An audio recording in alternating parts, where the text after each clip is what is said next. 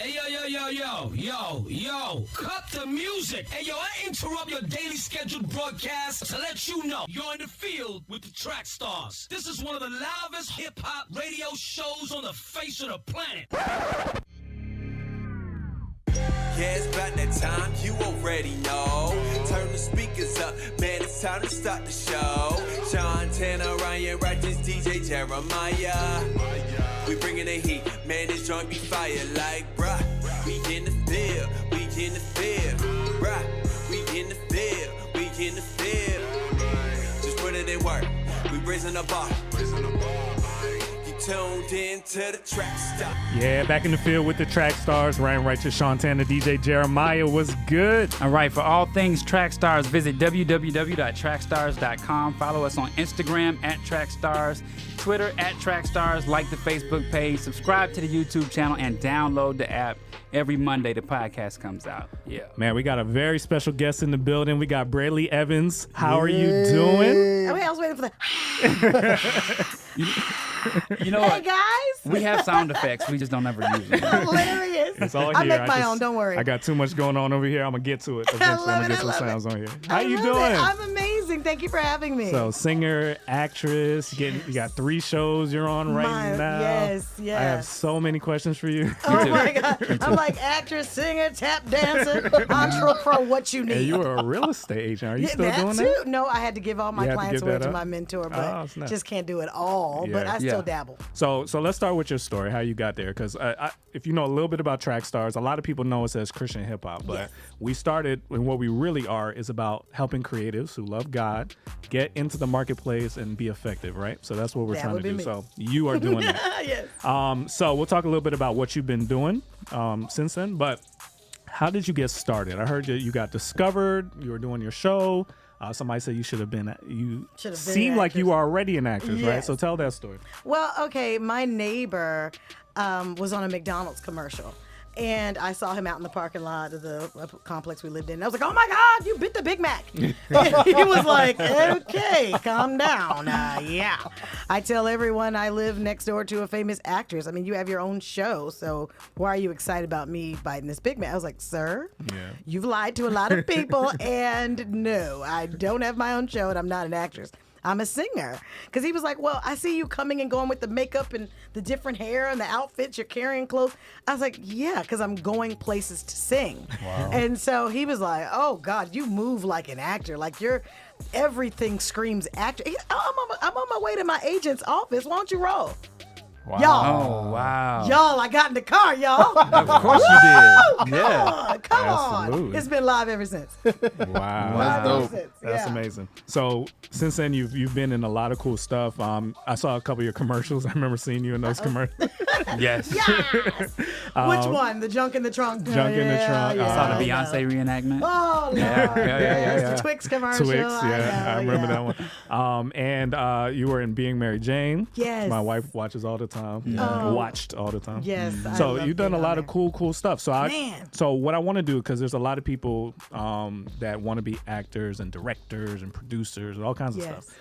What does it take? Because I mean, you seem like you're always like upbeat about it. You don't seem tired of it. Like, how do you keep that energy going for this? It's a hard industry, you know? I rebuke that. Yeah. I don't call it hard. Okay. And when people are, oh, it's hard to get into, I'm like, no, because simply when I said yes to it, it says yes to me. I think that if we really watch our words, one of the things, and this just comes to mind, it's a little bit off topic, but I have to say this.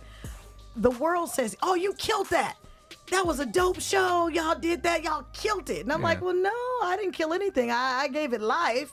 I come to bring life, right? Gotcha. I don't, like, the enemy comes to steal, kill, and destroy. So why would I relate myself to that? So I think a lot of the words we say are just coming to life in our lives. So you say it's hard, so it's gonna be hard for you. I say it's easy. It's easy for me. I work all the time. It's not even a thing. So you're the power of the tongue. I think it's that tongue. It's life or death. And it's So like you if you take it. it literally. You don't kill stuff, you life it. I life it. Yeah. I'm doing what, you know, I'm breathing phrase. life into Coin these characters. phrase. This character was literally on a page. You know what I'm saying? Yeah. It's on a page just lying there dormant. I came and gave it breath. So in fact, I gave it life. I didn't kill anything. Yeah. Wow. So it's just that little things like that. So I encourage every person that's aspiring to stop aspiring and just be.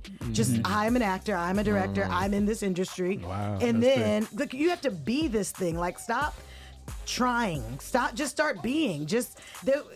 I didn't know I wanted this. Like, you know, acting found me. I thought I was going to be Beyonce. You know, I was like, Beyonce who? It's Braylance. What you mean? So I was really going for the music. You know what I mean? That's what brought me to L.A. I was like telling my parents, yeah, I'm going to college as soon as I finish the studio session. You know what I'm saying? Yeah. So it was really the music that brought me.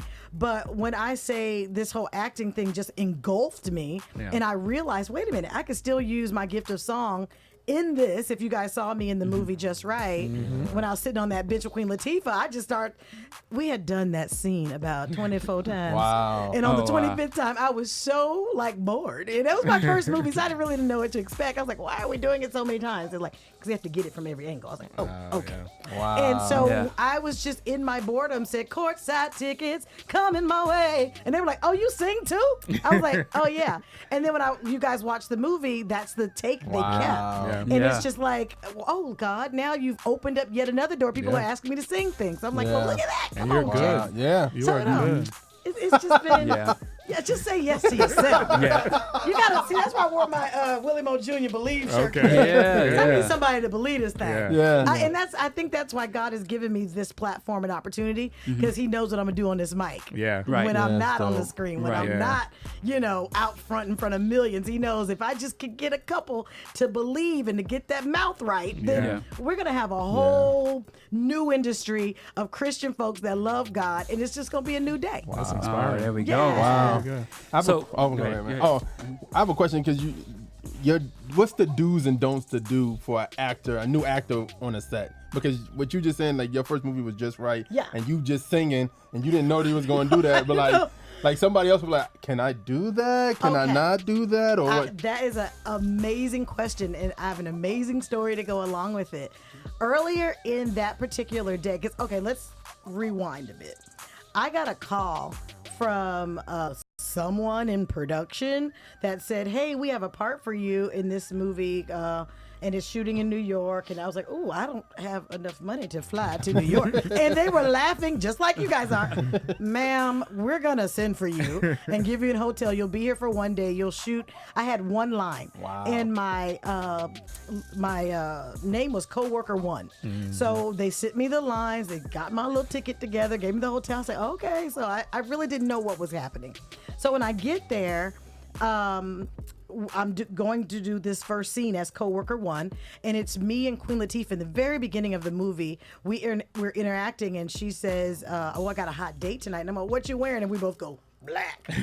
So we did that 100 times, and I was like, oh my God, why do we keep doing it? Oh, did I not? I was worried that I was getting it wrong. I see what you're saying. So I pulled Dana. I call her lovingly Dana because she's my big sister now. But I pull her to the side, like, am I doing it wrong? Why do they keep making us start over? She's like, girl, this is how it goes. I was like, but do I have to keep saying? I'm getting like bored with it. Yeah. She was like, boo boo, do you? That's how you got here. Yeah. And I promise, those are her exact words. Wow. Wings grew out of my back. I was like, whoosh. And I was like, let's go. So then when she said that, it just gave me free reign to I started going, what you wearing to the extravaganza? What you wearing on your hot date? Like I started doing it all kinds of ways and everyone was like laughing and I was getting like energy from it. So I kept going. I was like, oh, this is working. So with that energy give came, I went back to my trailer and it was like a little small trailer. Oh my God, it was so tiny. But I started praising God. I was like, thank you, Lord. I just did a scene with a A-list actress. I can't believe my life right now. Hallelujah. And then there was a knock at the trailer. I was like, oh, I'm sorry. Am I loud? And they were like, no, you're going to be here for the rest of the movie. Your name is now Sabrina Giller. Wow. You're going to play Queen Latifah's, Leslie's her name in the movie. You're going to play her best friend who works at I said, huh? Well, what my hotel is over. We got you. You're here. Wow. I was able. So every part you see in that movie after that first line was written in days later. I was there the whole rest of the shoot. Wow. Like, so what I'm saying is, as I learned on the spot, and it was, I did ask someone who I could trust, in that moment, like, why do we keep doing this over and over? And then she gave me that, do you, boo-boo? And I've been doing me ever since then. And I trust the gift. Wow, and that's that's dope. it. Yeah. So I heard you mention on an interview that no is the best thing you can hear. Oh, right? yes. Like the no's, the more no's you have, the more you get excited, the more energy you have. What is your advice to someone that's sitting at home and they're thinking, I'm sitting on this creative gift, but I'm working this 9 to 5, and there's things in the way from me going to that next level. What do you say to them? I say it's your fault. Okay. I blame you.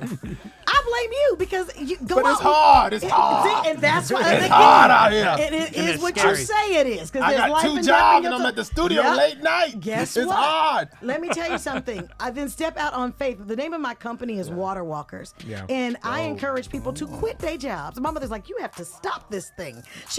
My mother was like, you cannot tell people to quit. Kids are trying to go to college and you out here telling them college ain't for everybody. It ain't. Yeah. Now I got my degree because my mama would have and daddy would have spared the rod. Okay? Yeah.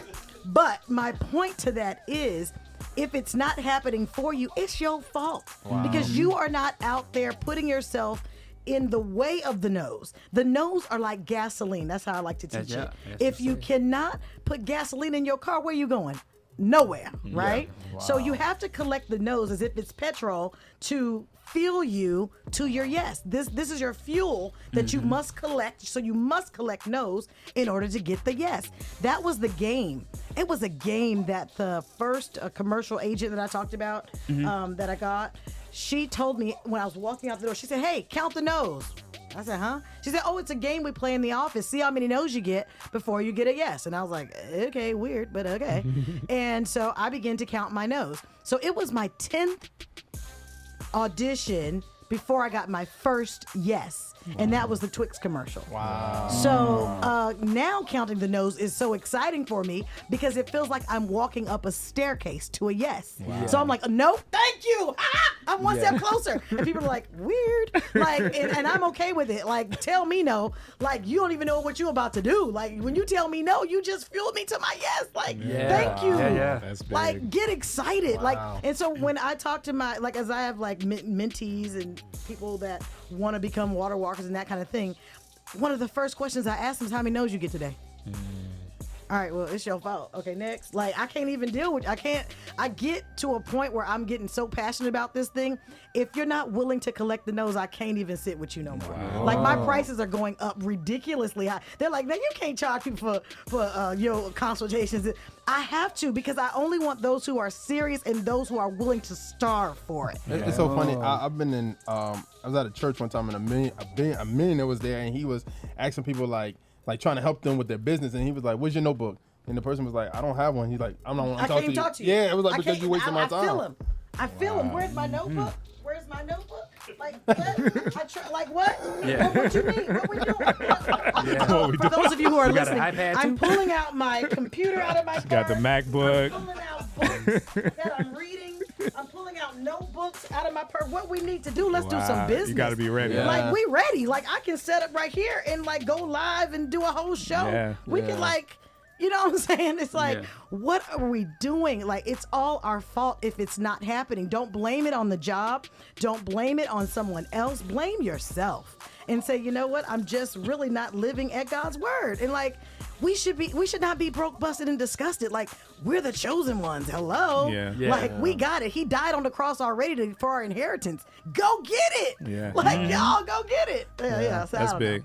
That's So huge. what is your motivation? I think you kind of said it, but like, what keeps you going? I think what keeps me going is just knowing that I wish there was a me when I was thinking I wanted to That's be Bray huge. Lance, That's you huge. know? Yeah. And so I would have been that Bray Lance had I had the courage to do that. Yeah. Like, so my singing, I kind of tiptoed at it because I wasn't sure if I was good enough. I wasn't sure if I was thin enough. I wasn't sure. And then, you know, it's just over time, I begin to realize, like, I'm a King's kid. Like, why am I taking shorts and why am I afraid of no's? Like, what? It means nothing to me. Like, what are you talking about? I have the best of the best. Like, you know what I mean? So once I got that, I said, okay, I'm going to be what I didn't have. So you want to come talk to me? It's going to be me. Yeah. Like, you're not going to get the people. you're gonna get me. I'm gonna be the me I wish I had. So that's what makes me do it. So I have another question for you. Yeah. With the different networks that you're on, the characters that you're playing, let's talk about that. Yes. All right, let's talk about how do you balance all of that? How do you balance the scripts being sent to the house and going here and going there and doing press and doing that? How do you balance all of that? Carefully. It can be a challenge. However, it's doable. Yeah. Because I've done it. 3 shows, 3 networks in the first quarter of 2019. Yeah. Wow. I didn't know what was happening. I was like, oh, I asked for this thing, but I didn't know you was going to deliver like this. Yeah. Luckily for me, Family Business, that's on BET. Yep. That shot earlier, so I was finished with that, and that was completely, shot on its own. And then I booked Last Call, which is on Bounce, and wonderful comedy, so cute. It's so, really good. Like It a Black is. Cheers. I love that show. Yeah. Let's talk about this new one, man. I don't think people They understand. don't even know what they're getting into. But the cool part is, so I was shooting that show when I booked Ambitions. All right. And so it kind of overlapped just a little bit, but it was like, oh, I gotta learn lines. Okay, Lord, you've obviously given me the capacity to do this. Yeah. You cannot stop going in your own strength. Realize you weak, and then be like, okay, I need all the angels that are assigned to me to come on and give me these lines, give me these, give me these different acting choices. I don't rely on myself anymore. I totally am like, okay, styling angels, makeup angels, hair angels, acting angels. I be calling them out. So I don't know. Y'all angels probably bored. If you're at home doing nothing, you ain't told your guardian angels to get busy. Yeah. They looking like, oh, They're like, you on the couch again? I'm tired. Get off that couch. Your angels is like, man, I'm bored with your life. But if you begin to command them, somebody need to read their word and know that we got we can really command them around. Look, go before. I told them to go before me before this interview. Yeah. I was like, let the room be ready for me when I come in there. Yeah. I came in, everybody was smiling. I was giving hugs. It's just like what it is. Your So, energy is crazy. Yeah. So you're hinting at it. Okay. Oh Lord. You have a show that is now. Well, you have a show that's going to be on OWN. When does it start? Let me get this right. You will be on the OWN network. Oprah is my boss. That is Wow. Yeah. Can I That tell is you guys amazing. something? I'm gonna tell y'all a little secret. Okay. Last April, not this April that just passed. Yeah. Last April, I was at a gala that raises money to feed the hungry in Dallas, Texas. Oprah was our keynote speaker. To be in that room was just first of all, they I want y'all to hear me, gave me, Minnie's Food Pantry gave me 2 tickets. I took my mama. Of course. I was like, Mommy, we're going to be in the room of 100 people with Oprah. I couldn't even. So during the gala, she did her 45 minutes of her keynote, and then she said, you know what, I'm going to open the mic up to some people that want to give. You're going to come up and tell me what you want to give. And people got what? You're going to come up on this stage with me and say what you want to give. So people started going up. Hi, I'm from this and this corporation. I'd like to give $250,000. Then somebody else came up. Yes, I'd like to do $100,000. Yes, I'd like to do, I'll do 1.2. It was stupid, right? Yeah. Wow. I looked over at my mom. I was like, I want to give. And she was like, well, what you talking about? And I was like, I don't know, but I'm a little embarrassed. I got $1,000 I could give, and then somebody else maybe went up and did 5,000, so I was feeling a little better. I was like, okay, well they did 5, but I only got 1,000. Let me see. So I was like, well, Lord, and then I just was like, I gotta kick this fear. I promise you guys, every time you feel a don't do it, do it. Do it. Okay. Ooh, do it. That's my other mentor, Will Smith. You got to go. If you want to kill something, kill fear. Hello, kill that. Yeah. So, I get in line. Mind you, there's a line. And I'm like, my stomach is, I got bubble guts, y'all. I'm like, oh my God. So I get up there. And you don't want to do a special. This is a special. We could cut this whole thing up. Special. Yeah. Yes, You are live in the mess out of the this. producers Yeah. of my specials have spoken. Yes. So now y'all on the team. Y'all on the right Oh, we team. gonna make this happen. Y'all Yeah. think I'm playing? No, I'm No, serious. no, Because we're I do serious. business. You look like Kevin Hart when I smile. I got a little nervous. I ain't even lying. I'm like, why is Kevin Hart in the room? Am I lying? Y'all, wait, where my phone at? Y'all know I'm going He live actually right does now. impressions of Kevin Hart. Wait a minute. I'm sorry. Oh my God. Wait, somebody see this chocolate man with this? He wasn't ready. Does somebody see him? Jesus is real. Oh my God.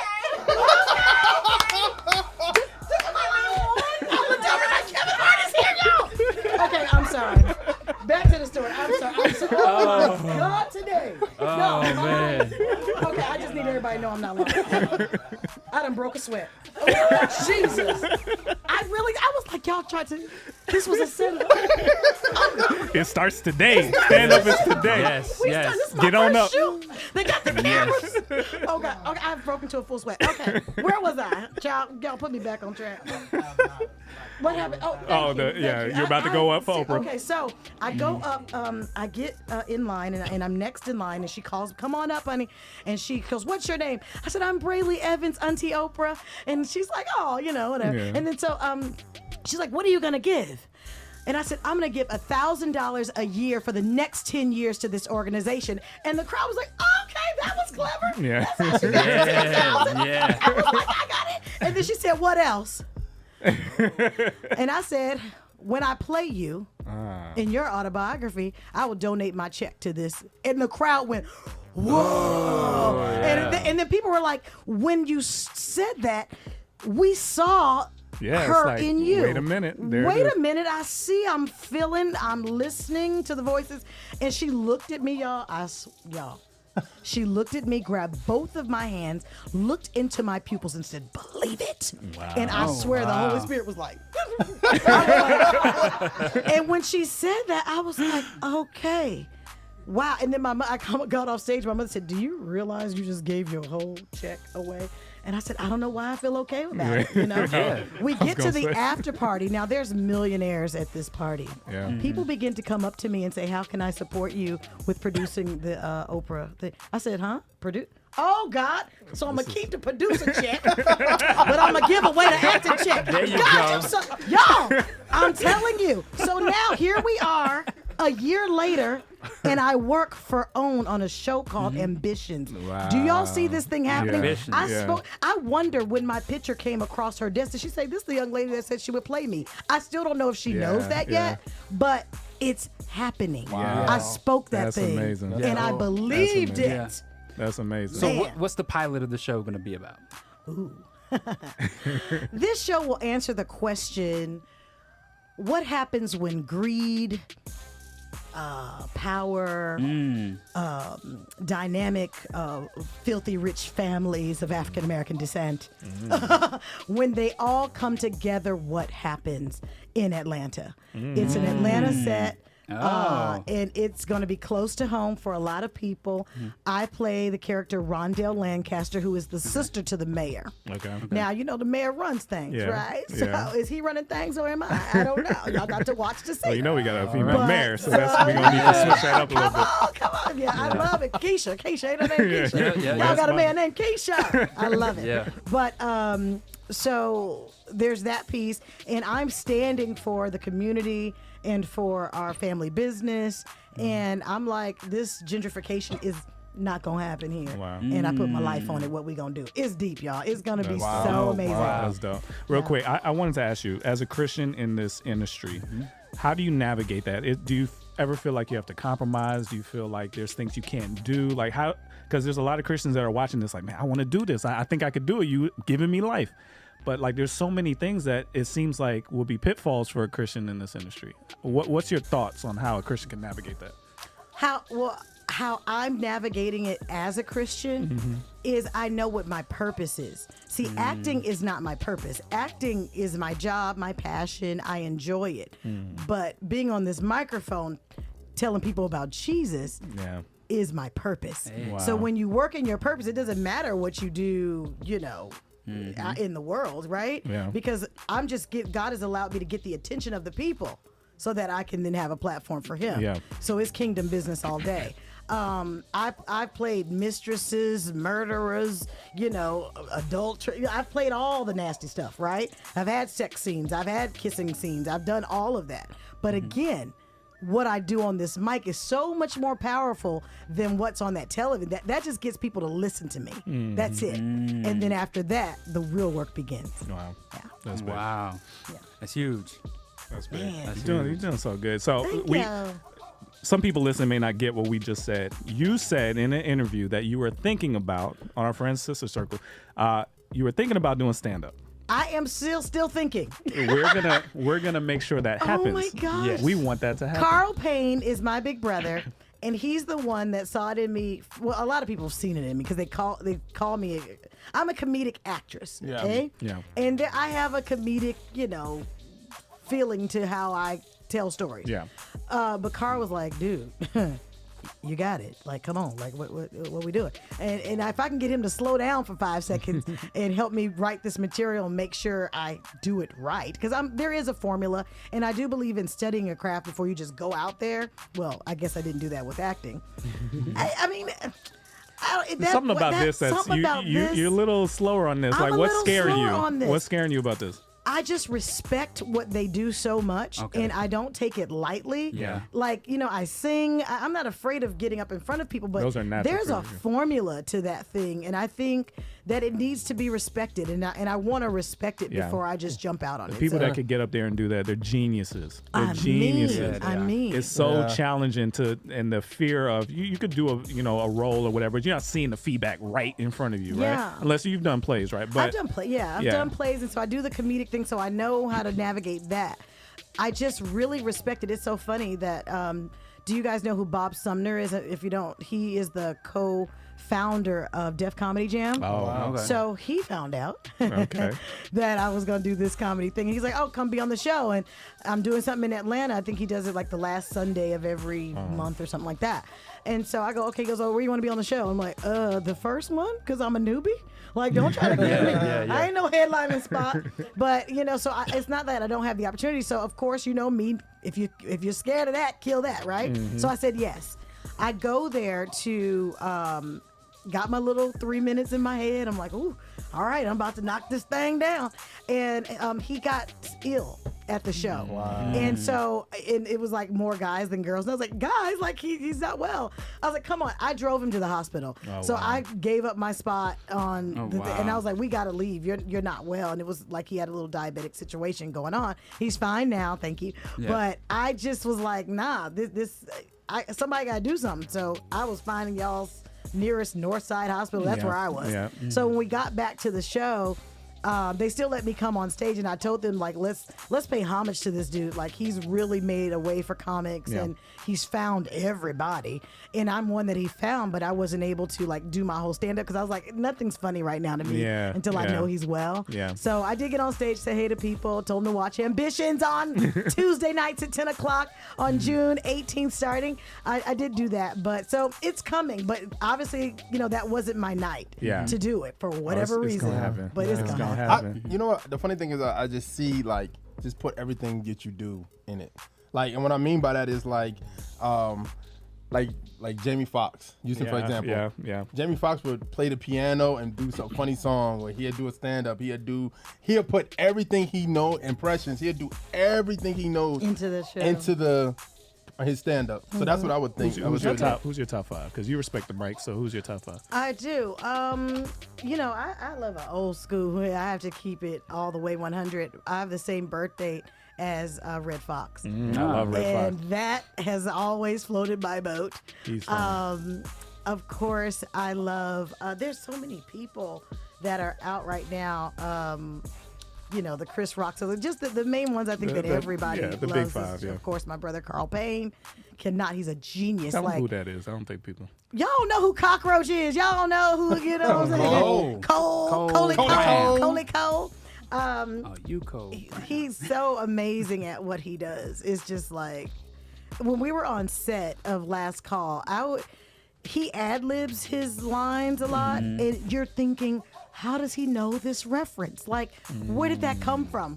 From take to take, it'll be a new, and even the producers are like, oh, like everybody's wild. And T.C. Carson was just as clever. Oh, man. So that was like a master class. I was like, y'all paying me for a comedy master class. Yeah. Like, I'm being sharpened for this thing. So I really wanted to come hard, hit hard when it's time. So as you see, I got my team in here, y'all. Yeah. We're putting it together on what I'm going to use. I'm going to do a little singing, a little dancing. Yeah. Dude, I really want to see this happen. I'm not playing with you. I want to see this happen. There's something in me that really believes you. They know that I mean what I'm saying. Like, when I say that this is going to happen, this is going won't happen. Okay, ma'am. Sure, we got a stage and everything here. Don't even play. We gonna make this happen. Don't you hear play. me? Let's put a date on it. Don't play me. Okay. I mean, I'm scared, but I'm going. I'm going scared. I can't be chief water walker over here in the boat. Like, you gotta do it. This is the highest wave for you, so you gotta jump over that thing. Let's go. All right, man. Thank you so much for coming. You're so Thank you for amazing. having me. Tell us your social media handles. How they can follow you. Please follow me on all social media platforms. I am Brayley Evans, BRELYEVANS, on Instagram, Twitter, all of them, Facebook. It's actually me. I don't have like assistants doing it yet. But hit me up. Stay tuned. I'm always posting. I put one of my epic fails on. I just used IGTV for the first time like 2 days ago. And so I had this clip of an epic fail I did on a birthday of mine a couple of years ago. And so I put it up. Well, you guys go check it out. I'm singing a Mary J. Blige Real Love, and I can't remember the lyrics to none of it. But I keep going. And so it's the best mumble you've ever heard. Go on over to my page, like I said, Brayley Evans, and enjoy yourself. Awesome. Come back Thank anytime. you so much. You're Please. amazing. Yes. And don't say that, because in every project I get, I'm back. You come Like, on and- back. No, they loving you right now. They're commenting right now. Yeah. Let's get back fantastic. into it. You in the field with the track stars, Ryan Righteous, Shantana, DJ Jeremiah. Let's go. Hey guys, this is Miracle from Trackstarz. I wanted to make sure you all know all about the official Trackstarz universe. If you'd like a free Trackstarz t-shirt, free merch, discounts, exclusive content,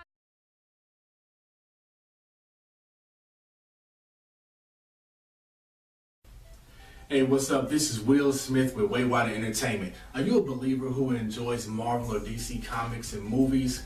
But in addition to that, you would love to see a superhero that embodies the love and character of Jesus Christ? Well, we bring you Legacy AD.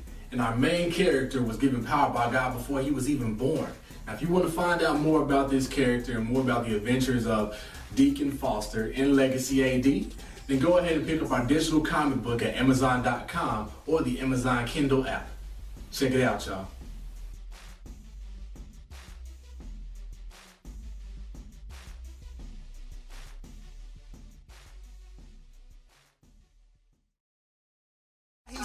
He's the new hero, yeah, he beat chemo, cancer, we know, across the world we go, Tokyo, Chicago, I leave that to the people, instead of saying me dope, I can't be full of myself, but let me pull up the quote, sit down, be humble, arguably from the GOAT, quietly confident, that's the way that we roll, we go, what up, doe, yo, Detroit is my home, known for killers, car dealers, it ain't my road, I fell in love with hip-hop, so her and I elope, like Mr. OVO, we started from the below, the bottom, I'm woke. Every day I'm thankful for the things you brought me through.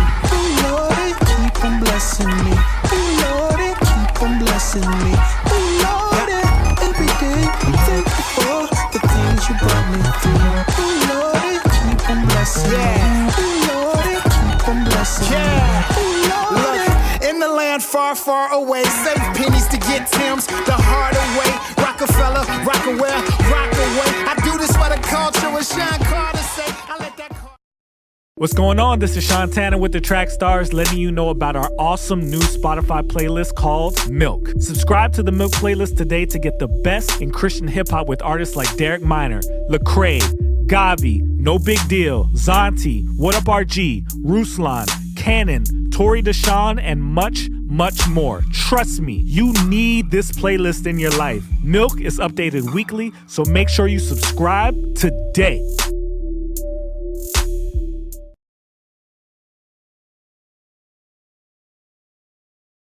Break it back in the days before we all forget. Let's put a little hip in this hot right now. Did you see that? I haven't seen it yet. Nah, we interviewed you once. I started it. Oh, I haven't finished it. Yeah, finish it. Yeah. You wanted it. I got you. Finish it. Have you been hearing Ryan rapping though? That's what he's talking about. I'll get to it. Wait a minute. Let me skip over AD. I love you, brother. I gotta get to A third boy. Father in heaven. This is the thing, man. Like, even working with Kimberly, third kid coming in September, I have been horrible at Work life is fun. It's the music aspect of it. Like I can't sit down and say, let me write a 16. Now I recently got wait a minute. Can I get a picture? I got oh my god. I gotta post this. I was here. Wait, hold on. Wait a minute. I told you I was in the studio with Kevin Hart. Hey, what's happening, people? What? Hey, what's going on? I'm telling you too. Wait. She got heels on. No count. That's Kevin Hart with two more cheeseburgers. Look at him. Hey, half a meal. Oh my goodness, I love you. You want to say you blessed me today with your face? Oh my gosh. Same here. Wow. Okay, y'all. I just had to show you. See y'all soon. Enjoy the rest of your day.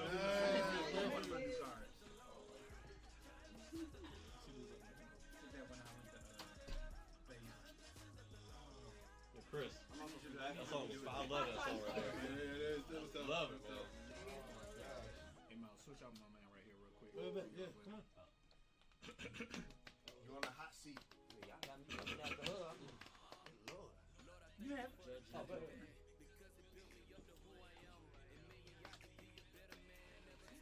All right. How much time we got? That was hilarious.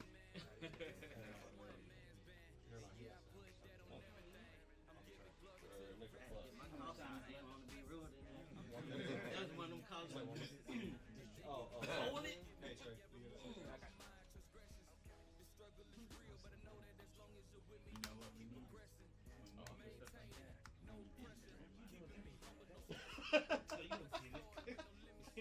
You found your power. But I want to do more. That's the problem. The bad thing is like people hit me. I'm like, Yeah, somebody should be on this. I'm like, I can't even do business before that way. Maybe that's what I have. That's good stuff, man.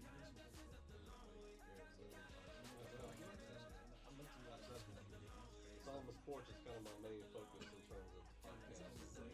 Yeah. I'm looking at y'all, man. Shoot.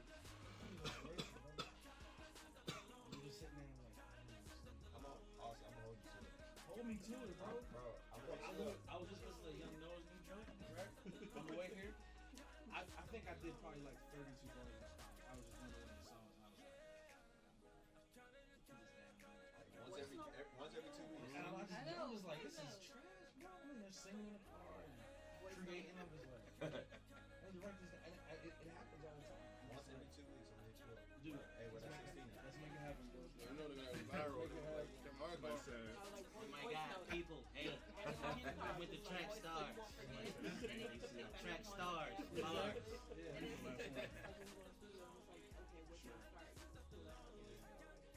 Atlanta great again. Listen, it's gonna be When you start coming in, you just send a card. It's time for the entertainment report with Jeremiah. Man, it's entertainment report time. Let's get it going. Okay, so man, shout out to Chris Elijah, man. He's with his story records now. Yeah, man, that's what's up. Yeah, man. So that's a big good look for them, man. So shout out to them and D Black and everybody over there. So yeah, man.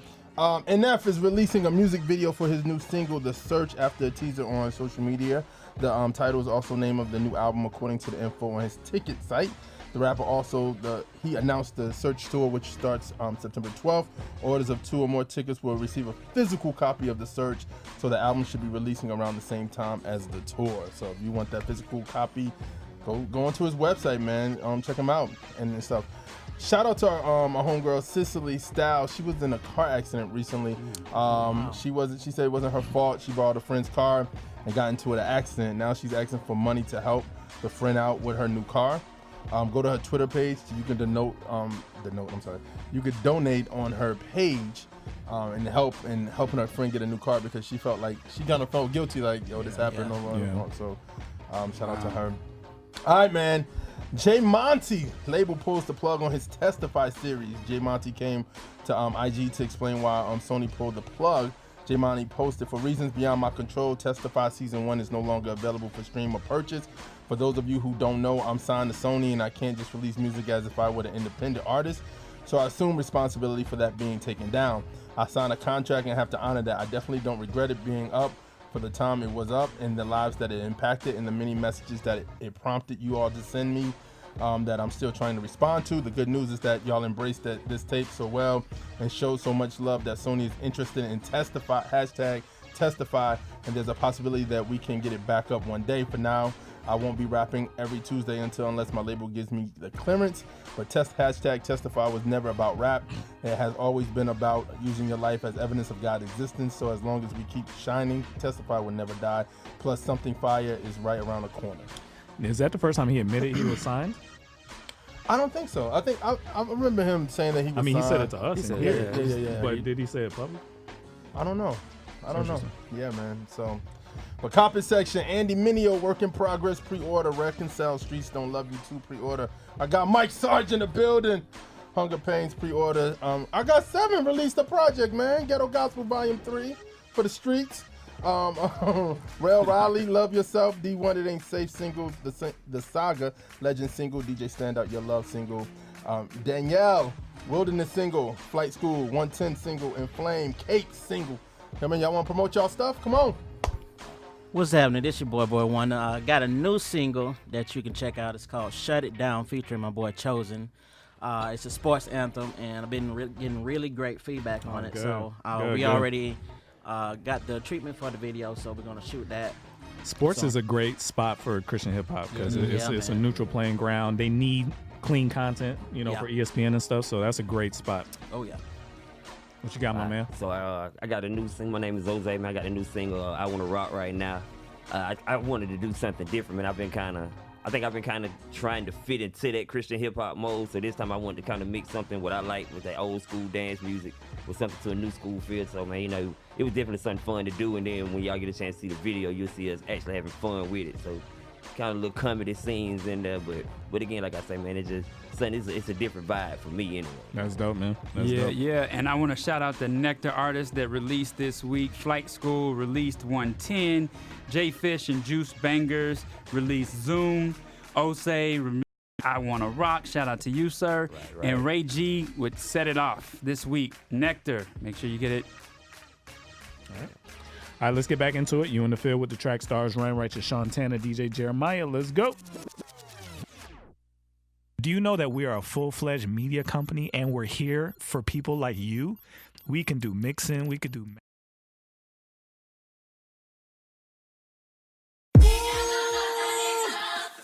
Let's go here, problem.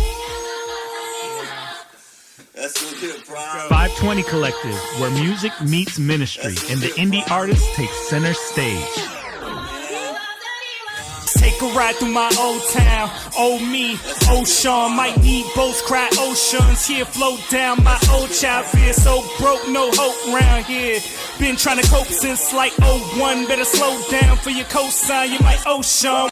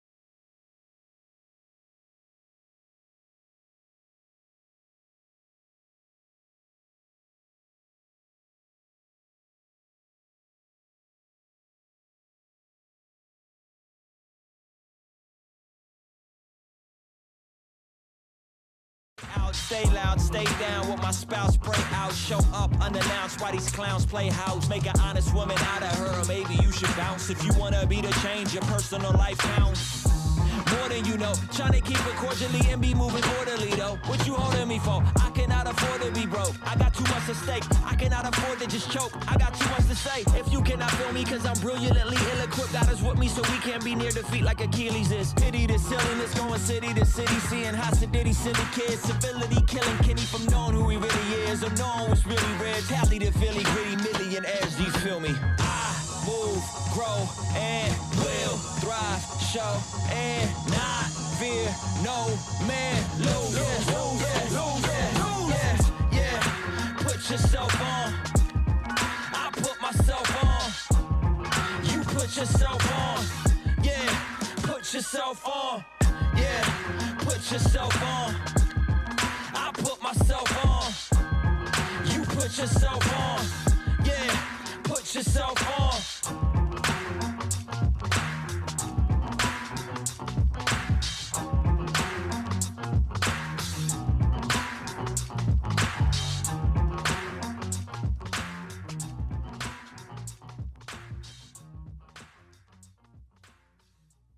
What's mobbing? You in the field with Trackstarz. This is 7, and I just want y'all to stay focused, stay mobbing, and God bless you, man. Yeah, back in the field with the Trackstarz, Ryan Righteous, Shantana, DJ Jeremiah. Make sure you go to trackstarz.com for all the latest.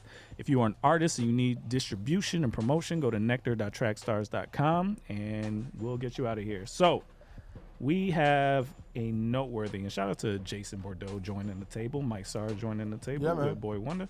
Yes, sir. All right, so this is a noteworthy. If you don't know what noteworthy is when people send in anonymous letters to us to ask for our help.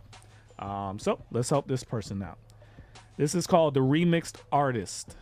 All right, it says, hi, Trackstarz. So I'm a longtime fan, and I'd like some advice. I'm also an artist planning to relaunch myself soon. So my story is during my last year of high school, I started to make music for remix contests that Rapzilla was doing. And then I just made some more and put them on SoundCloud. I've gotten better through, it's hard to read. I've gotten better though through that experience and hone my skills as a producer, and I've been working on my own original music, and I'll start releasing some stuff soon. But from time to time, I'll still make a remix, and recently made one. I think it's really dope, and I want to release it, and not sure how. Either I just put it on SoundCloud, but that feels like a non-starter because SoundCloud is basically dead.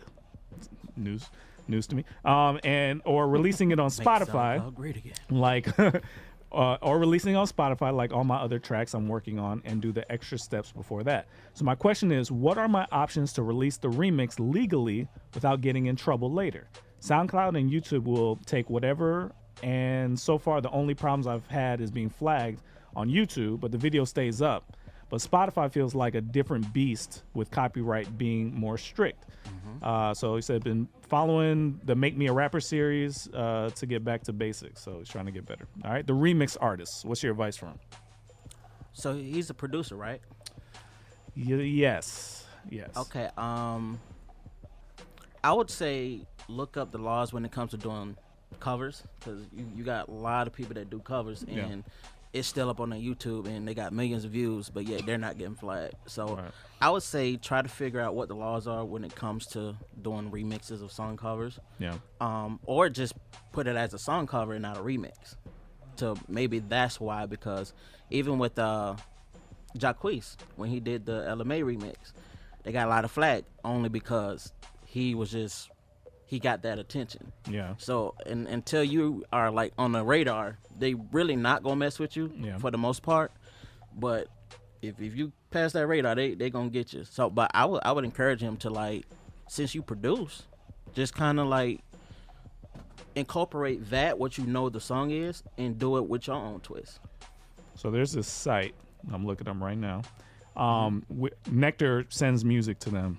It's called Dubset, and I think they have this app called Mixcloud, and they have so like the Nectar artists we send the songs to them, and you're basically giving them permission. If a DJ wants to remix your song, you're giving them permission to do it. They can put it up wherever they want to. You still get the royalties for it.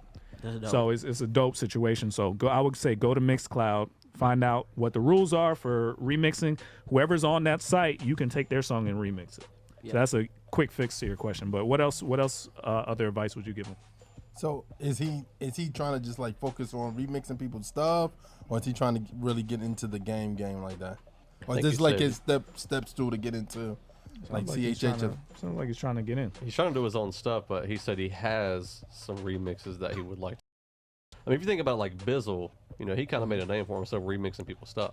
Well, like, see, his okay. mixtapes were fire. So this is hard because you could do a cover of a song, but that's not what a producer does. When you remix the arrangement, that's you're messing with the copyright. Oh yeah. So.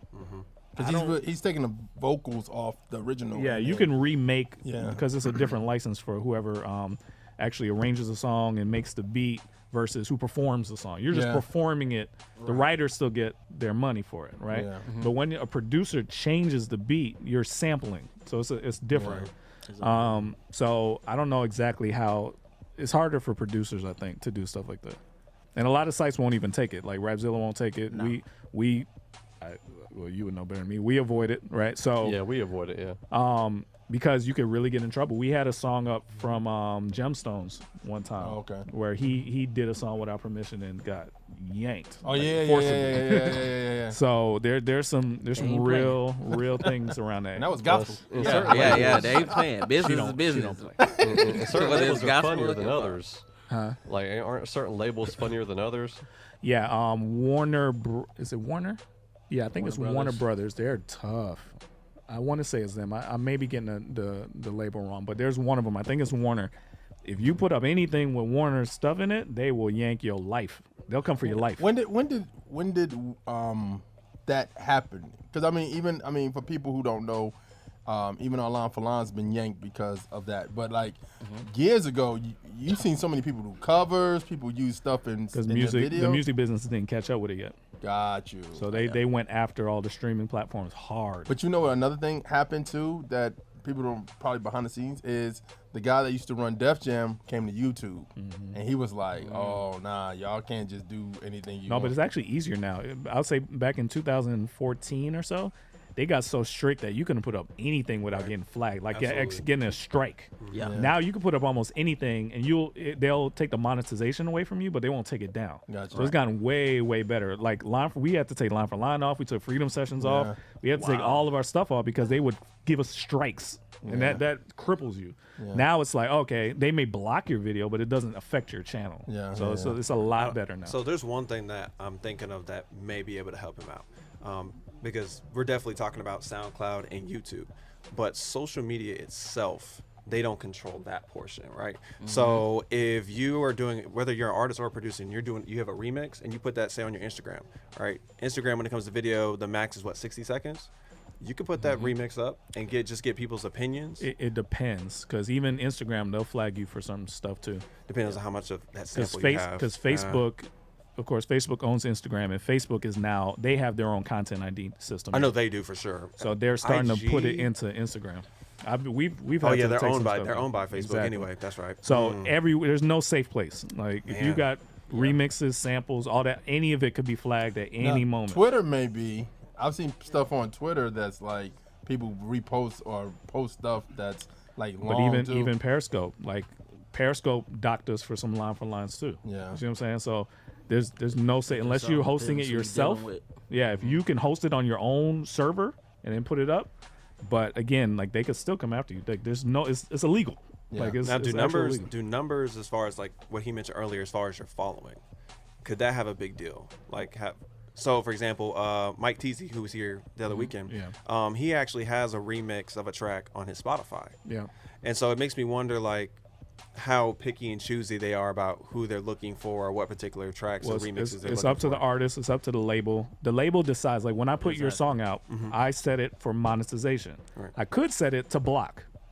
So if the song you got coming out or the album you got coming out next week, I could say anybody who puts this same material up anywhere, block them, and it will be blocked. But every song is set to monetize. Gotcha. You could also set it to just let them do whatever they want with it, and they would actually make money off of it. So basically, YouTube is kind of stopping the hustle a little bit because I'm thinking about the Justin Biebers of the world that was doing covers. But that's not the hustle. It wasn't to make money. It was to get attention. No, but that's what I'm saying. I think those covers are fine though, because there's still people covering songs like that. People are still doing covers. I mean, on YouTube. But like even the remix and like Chris Noel has DNA remix. that's up on Apple Music and Spotify and everything. I don't know if it's up there for monetization or not, but but people can still cover with beats. People can still use beats, but and a lot of it is how popular are you? Like you put up something on Spotify and you got 30 followers, like they probably won't even see it. Yeah. It's really when you start getting popular. Traction. Yeah, and then they're like, oh, you must be making money. We want that money. So are low numbers good? Is that what we're saying? But what is crazy is like if your business is intact on your end, like you should be getting royalties from that anyway. And I would think that should, help you out. Like that's getting more attention to your music. And I think a lot of labels are seeing that. Like they want you to stream. They want you to use their music in your YouTube videos because they like you guys know, you've been on YouTube, right? If you put up a video that has a song in it, it'll say this video is being monetized by so and so. So you could get all the views you want, but the money goes to them. So to me, it's like, why not? But a lot of people, like if Drake's album comes out, Kanye's album comes out, Jay's album comes out, they block everything. You cannot use it. Wow. A lot of it is I think it's Warner. Maybe somebody listening. Or Universal. It may be Universal. I think it's Warner. They're all the same. I'll look. But it'll actually come up as W something. I'll look. I think that's a good question though, because I think from the artist perspective, there are certain things that we can do to get around it, like just doing freestyles and stuff like that. But as a producer, how do you get around doing a remix or trying to be a little bit more creative without getting the strike? That's a good question. Yeah. No, SoundCloud. SoundCloud will block some stuff and leave others up. Well, you said SoundCloud is dead. What do you think about that? I don't think it's dead. It's dead to us because they killed us. It's not. They just messed up. It's not. I wouldn't say it's dead. I don't endorse them. I would say. I got a little situation. They got to give us our shows back. For that, Still got a little situation. I think it's just on how you promote it and how well the attention you get, and it also depends on where all your traffic coming from. There you go. Are you just mostly over here on Instagram or just Facebook? Are you on SoundCloud? Like, so if you're using whatever platform, the minimum wise, like, okay, what you put in is what you get out. So if you ain't really promoting SoundCloud like that, where are your listeners? That's your result. Now again, now YouTube, they have like a content ID where they automatically it can find out whose song it is, right? But even with that, some stuff gets missed. Some people actually go and look for people that are playing their songs, especially like TV shows and stuff like that. Oh yeah. Because visuals can be flagged and audio is both. So if you put like a trailer or something or a clip from a movie, they can flag that too.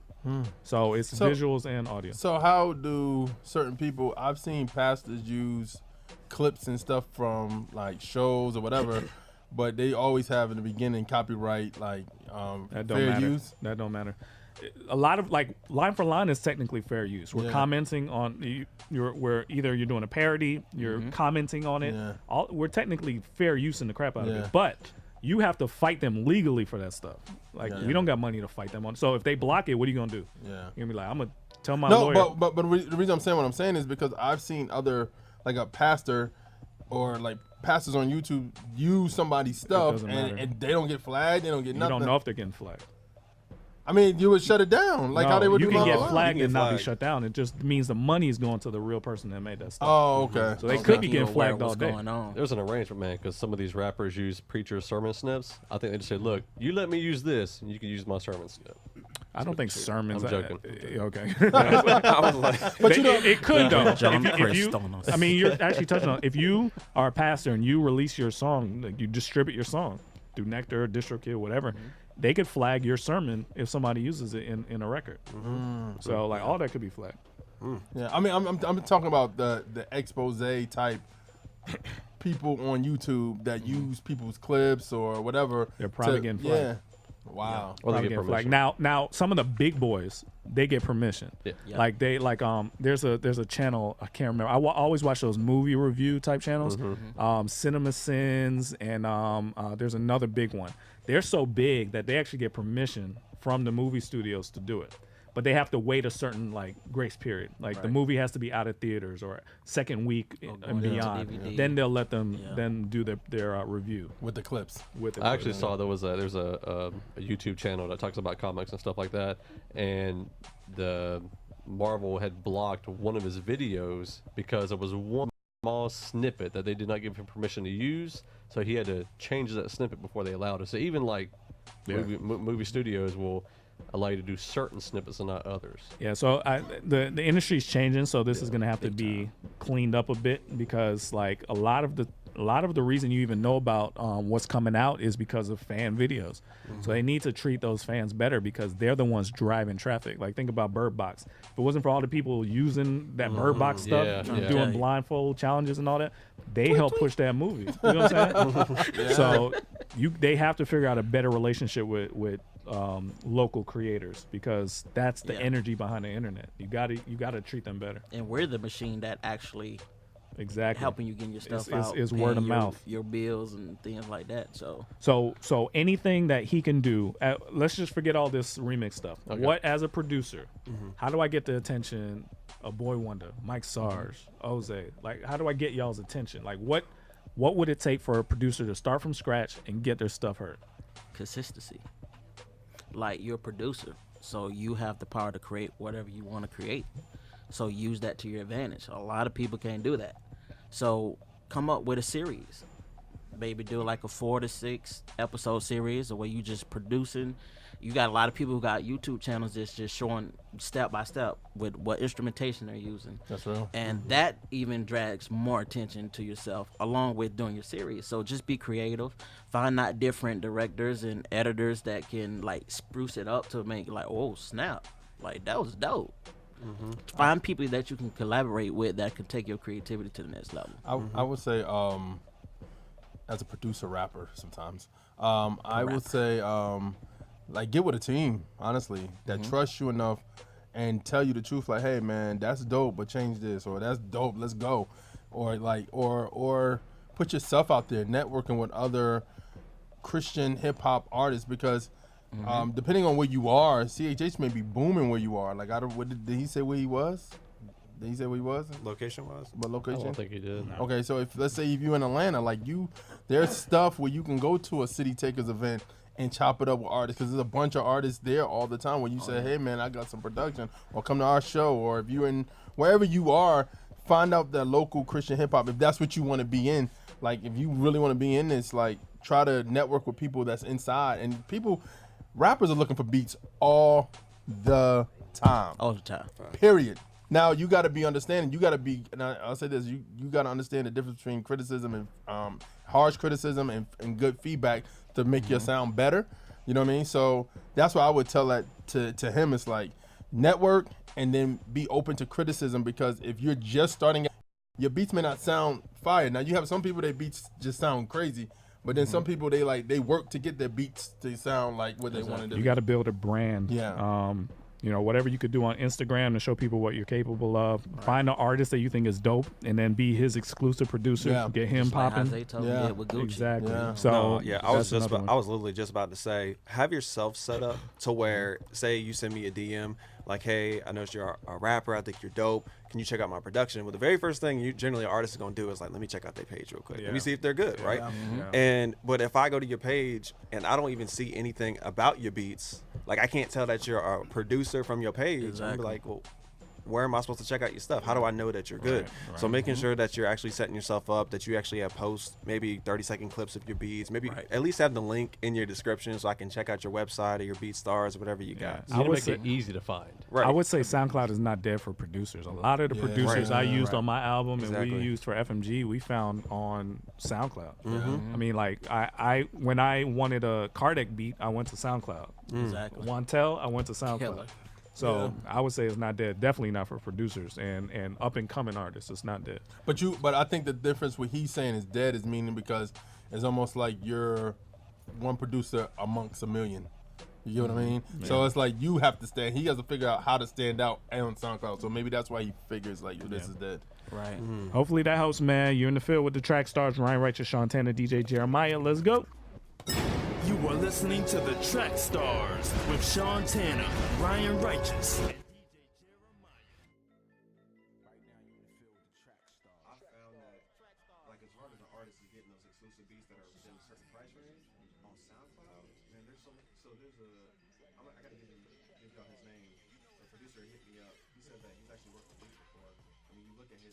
First of all, the beats are cold, but then when you look at the exclusives, like he got exclusives in like the 100 to 200. We stop. Right? So mix yourself right. You'll get the right one. Yeah, let's get that. But SoundCloud is a resource that many people should be using, and it's actually one that producers are using more often. So you know how when you see artists put like the name of their track produced by so and so, you can actually look up every single person that's every artist that's made a post. I know Jason said the same thing. You can actually look them up like on SoundCloud. I don't know now I can just go straight to that producer if I like them. My homie uses them, I can find them. I be fishing. Oh yeah, you got to. Everything coming out of pocket, like you got to. SoundCloud's a free resource. All right, go ahead. Yeah, it's a free resource. What's going on? It's Sean David Grant. Check out my debut album, Wonder Years. Follow the journey of a young, shy kid just trying to make his way in the world through some of the hardest times, but finding victory on the other side. With features from Eshawn Burgundy, Mouthpiece, and production from PK One Day, Cobra, and Cardiac Drums. Trust me, you do not want to miss this. Listen right now by clicking the link below. Once without a sense of what it meant until it lens. What have I done? I got my one shot. Bet aim only my body drops.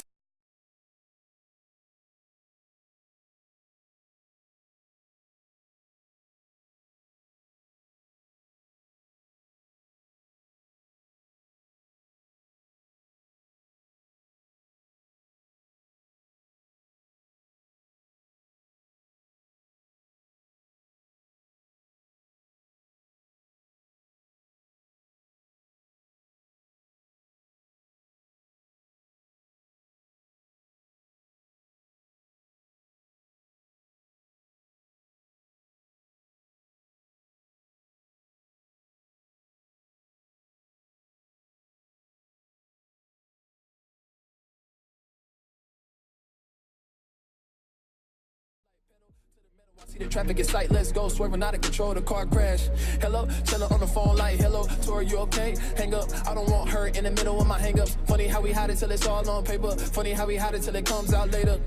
Floating in the chaos, now I'm in the wilderness. I'm really trying to figure out your will for this. I don't know where I am, but I see where I stand in sinking sand. I'm drowning in the depths deep in my sin when I was meant to be in the promised land. Now I'm stuck here in the wilderness, a prison that I really thought I left. And round and round I go in my own mess. I'm murdering my soul while feeding flesh. Now I'm down here in the wilderness. Now I'm down here in the wilderness. Believing all these whispered lies, it feels like I'm hypnotized. This darkness consumes my eyes, but I still ask God why. Why can't I see you when I've been hiding? Why can't I feel you when I'm not trying? Why can't I hear you when I've been lying? Now I see the truth, I can't stop crying. Now I'm stuck here in the wilderness, a prison that I really thought I left. And round I go in my own mess. I'm murdering my soul while feeding flesh. Now I'm down here in the wilderness. Now I'm down here in the wilderness. In the dark I've been and I'm still sinking, and you find me. Oh, trapped inside my fears, this ain't living in, I need you by me. In the dark I've been and I'm still sinking, yeah, you find me. Oh, trapped inside my fears, this ain't living in, I need you by me. I don't know where I am, but I see where I stand in sinking sand. I'm drowning in the depths deep in my sin when I was meant to be in the promised land. Now I'm stuck here in the wilderness, a prison that I really thought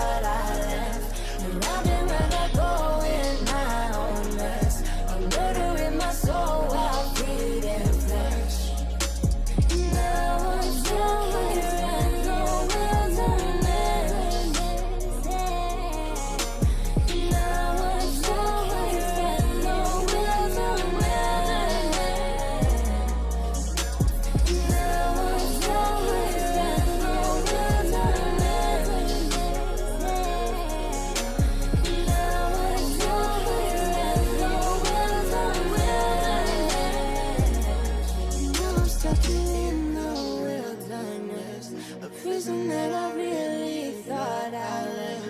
And round I go in my own nest. I finally look up though to see his hand stretch down to help me out of the dark. I'm set apart.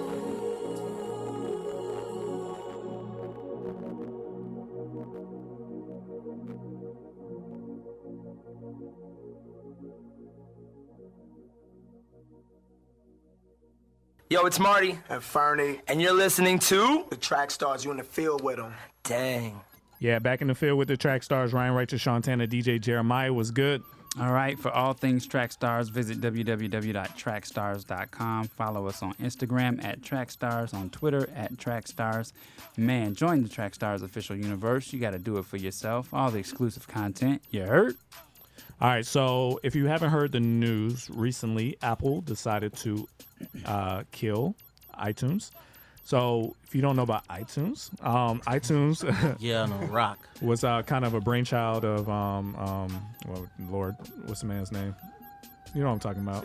Steve Jobs, yes. So it was a brainchild of Steve Jobs, and his idea was to put 1,000 songs in your pocket with the iPod and then with iTunes, and iTunes came at a really cool time because it was around the time when people were ripping songs and Napster was big and all kinds of stuff. So it was an answer to, okay, instead of me going and buying the CD, I could just download it, and then and it was kind of the precursor to streaming, right? So iTunes going away kind of shook a lot of people because, that's a big deal. iTunes has been, around for a long time. So now the fear was when they said iTunes was going away, what happens to the artists that rely on people buying their album? So what they said was they're splitting the apps up instead of iTunes, because iTunes, if you have a Windows machine, you know how bulky iTunes could be. It doesn't always work properly. So I think they're just like, man, this thing is getting so big. It does too many different things. We're just going to split it up, make it look more like the iOS App Store, right? So podcasts, music, and what was the other TV, right? So those three apps are going to be, so you still can download from Apple Music is what they're saying. They're going to just move that functionality into Apple Music. But my assumption is they're going to get rid of that too at some point, right? Because I think they make more money off of the monthly service than off of people just buying albums. You may make more off of the buying albums, but I think they make more off of getting people signed up on the subscription. So I think they're going to phase it out at some point. But what do you guys think about iTunes going away? I think it sucks for the other up-and-coming artists because you look at, okay, they got Apple Music, right? Yeah. That's cool. They get a subscription. So when the album drops, they download, it's right there. So versus getting X amount of sales, they just got the subscription. So pretty much they got it for free, even though they're paying for it. So we still losing in the end, and streams already on 0.00001 cents. Like, there's a lot of zeros, so you really don't make anything. So unless you get like a Apple deal that to where you be the face like how Drake did, is you had, just like you said, you have to be more creative now. You have to figure out, okay, how can I create my own platform like how Jay did with a title? You know what I'm saying? So how can you compete with that? So I think it's bad, but at the same time, change is necessary to bring out the best in the individual. Sometimes we don't like change. So we're so used to iTunes always being there, but it's not going to live forever. Everything's going to perish. So I think just not being accustomed to being comfortable with a certain set of platforms, because there's going to be something that's going to blow something else out of the water. Who thinks downloads should not go away? I don't think it should. Who thinks it should? It should go away? I think it should not. Does anybody think it should go away? Nah, not really. I am kind of leaning toward I think it might need, not necessarily that I want it to go away, but I think business-wise, I think it should go away because it's starting to feel a lot like tapes. It's more of a for sure. That's true. It's more of a nostalgic thing for us now because we grew up on it versus it being necessary. It's not necessary for you to download an album. I know this hurts a lot of y'all's feelings, but it's not necessary for you to have because you have it already. Yeah. Like, there's no need for you to have it. I think maybe my reasoning is different. I think my reasoning is the thought that if everything's on Apple Music, right? And let's say a server issue, whatever, and it goes down. Yeah. No one has access to any of their music unless you downloaded the actual file to your computer or whatever. Right. And that's mainly my mentality. But I agree with that point that if everything's on your phone, what's the problem? I mean, So like, get that. I get it. Like, I understand why people are trying to hold on to this. As an artist, you make way more money when somebody buys your album. Yeah. You grew up with being able to own your music, right? Yeah. But it's just, for them, business-wise, it just doesn't make sense to have to maintain that functionality when they would rather you pay them $10 a month, regardless if you listen to music or not. For sure. Yeah. So what I do is I actually purchase the project, and then I stream it. Yeah, so it's like, I why? don't, For I what? don't, but I do that to help the artist out. Yeah, but right? you're just So- doing it out of love. You're yeah, not it's doing it out of because you love. need it. Yeah, exactly. Yeah. So that's I'm just warning y'all. I just think it may be going away. Yeah, it may be going away. As a DJ, sometimes I'm thinking like, I was just thinking about like if I think Tidal's coming out now where they're doing something with a DJ company where you can kind of DJ and stream it. But what You happens can do if- that now with virtual DJ with Spotify. But now the question is, what happens if you're somewhere and you don't really your bad signal internet?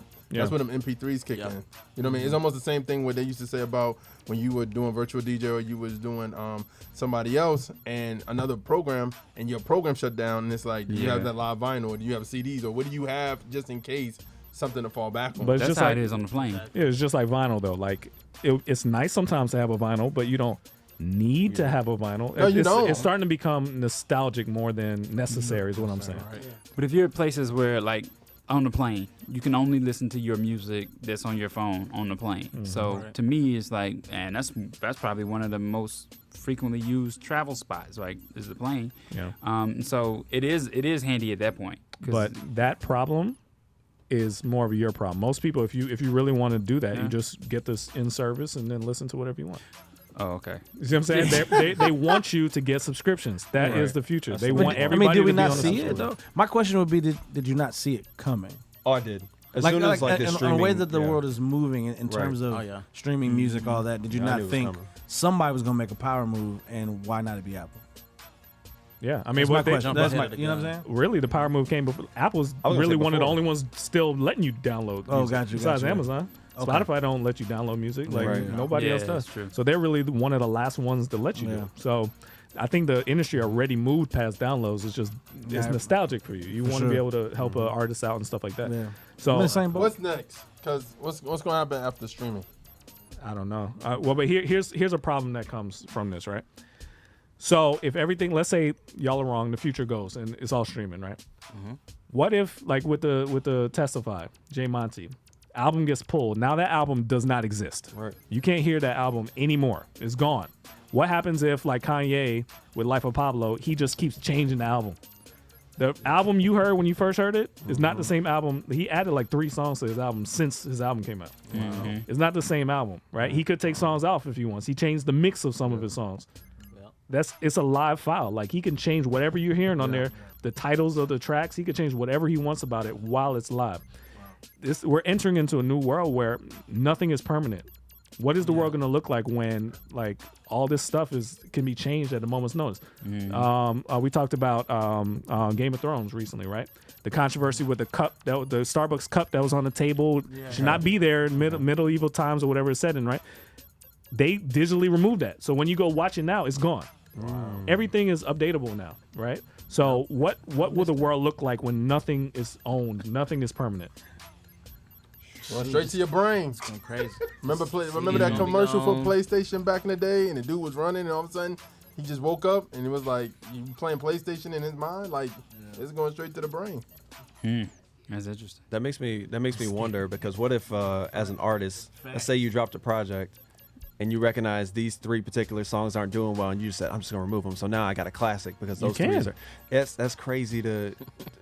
That's crazy to think about. I mean, we can do that now, but it's crazy to think that like I don't have to stand by my word anymore or all the work that I put in. Like if I thought these are the best 12 tracks, these are the best 15 tracks, now I can just put it out and go, all right, I'm just gonna wait like a month to see what's charting the most. And anything else that's not charting, I'm just gonna remove it. Like kind of helpful. That's one of the things I tweeted out. I was like, I think, in my opinion, it hurts the indie artists and CHH artists that charting no more. Because here's the thing: when I know for a lot of people, when I found songs or albums from other people that I never knew, it was because they charted and they charted high, and it was like, who is this person? I don't know who this person is. Let me check out. We'll see why they charting. And I think a lot of people had that speculation of, I don't know who NF is. I don't know who at the time Lecrae is. I didn't know who The Truth and all these people is. So when they chart, and it's like, oh wow, that was big for us as a community to say, cheer them on, like, yeah, okay, we got somebody who charted, we got somebody who went #1, we got somebody who did all that. So if you take that away, you can still. The only reason we're charting now is because people are paying more attention to streaming. It's more about getting a single to chart now than an album. Yeah, no, I'm just talking about back in the day. You can still chart now with Spotify. It's just none of us can because we don't have singles that do that well. Well, okay, I don't even know how to go on Spotify to see where you There's chart a at. chart, yeah. I mean, I see it's a chart list, but it's a lot of stuff. It's yeah. competitive. Yeah, Right? That's why we don't pay attention to it because we can't get on it. Yeah, but iTunes were more. I would say it's almost like more easier and comparable. You know what I'm saying? It's easier because people don't care anymore about it. Like Yeah. it's one of those things where it was like a big goal when it was hard. Everybody like left it, so now it's easy to get on. So we're like bragging about something that they don't even care about no more. It's kind of one of those things now. Yeah. A lot of these industries that we grew up with are going away. So you can kill a lot of these industries now because they're empty. All the people who like made them and made money off of them, they're gone. But people still they still count iTunes charting as part of your sales still. Yeah, So I mean, if you counts. still come in at #1, it still counts to your physical sales as well. Right, but I guarantee you that Drake doesn't care how many sells on iTunes. He wants to stream. He wants to get 1 billion streams. Now he's more probably about streams. Streams are the king Yeah. right now. Definitely It's about singles, not about albums. I like that better. Is I that- like, it's I like harder. singles Is that a better good thing? because what if the Make Me Rapper series, right? And I just do one single. I'm never gonna do an album, right? So that thing could go viral. So for you, it's okay. But is that not what we Ryan look for? Less Like, is that not what we look for in the sense of what music looks like? Like you're talking about the nostalgia. When you looked, you bought a tape, you took it home, you wanted to listen to everything, and you considered it a classic if every song on there was good. Now you're in a place, music-wise, in the industry now where it's, I need that one song to be good. Or what's the next song going to be like? It's not about telling a story. For It's sure. about getting a hit. Yeah, But- for sure. But okay, so again, Is that good? Okay, so here's another thing. When I'm just talking about, it's almost like the Terminator. Like it's like the indie artist is the man versus the machine. Kind of like we joked about it, and you said he probably doing the same thing about J. Cole when he says some of y'all It's faking not your about him. streams. His label. Yeah. But what I'm saying is that you're fighting as an indie artist. You're fighting a machine that. Where we heard recently that they got an office where they got phones and they just playing somebody's song 20 times every hour On the and hour. it's on an hour and you trying to But compete here's with the that. deal. It's always been like that. Yeah. People getting #1 on that's true, iTunes. that's People true. getting 1 million Physical- first week sales. Labels have been It's doing this. always Yeah. been fake. Yeah. Yep. They Yeah. just now they Listen, faking this. We got It's 10 the same laptops in the office around the corner. We could do the same thing. Do y'all know what we're talking about? Like, okay, so yeah. let me address. People don't know that, Let me though. address something. So Prophet Josiah said you could download on Spotify, but it's not the same thing. It's an offline copy. You can't just take that download and then go play it on Right, wherever it's you not want. the same. Right, You it's not the have to same. use Spotify, so Right. it's not exactly. If Spotify goes away, that download goes away. Yeah. So it's not the same as feeling like you own the song. Like me yourself. sending you an MP3 through an email or something. Exactly. That's different. Yeah. So I think that's going to have to be where if an artist wants you to download it, it's going to have to come from them. I think you mentioned that. They're going to have to have their own website and you download it directly from them if you want it like that. Yeah. I don't think it's going to be a mass market thing where you could download songs in the future. I think that's going to go away. Wow. Yeah. What was? I gotta- I was about to say. No, it was your point. What was the point you were about to make? No, go ahead. No, it was based off of you or Jeremiah. Something you guys had just said right before Sean said something. Oh, about I was talking about the charts and God, I totally forgot. You were asking if they knew what that was. Streaming the farms. Yeah, okay. So, okay, maybe everybody doesn't know how this works.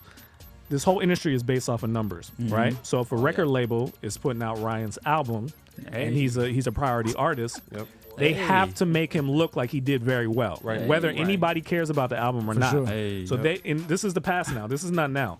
In the past, they would buy hundreds of thousands of his album themselves. Yep. If he was a priority, that goes against his budget. Yeah. But he has to pay for those. Yeah, albums. he does. But he had to be a priority, like a Wayne, a Jay, a because Kanye. they can't let people think that Ryan ain't hot, right? So they have to buy a ton of albums, and what that does, people are easy, right? If I make people think he's hot, everybody's gonna be like, "Oh, Ryan's hot." Thank you. You know what I'm saying?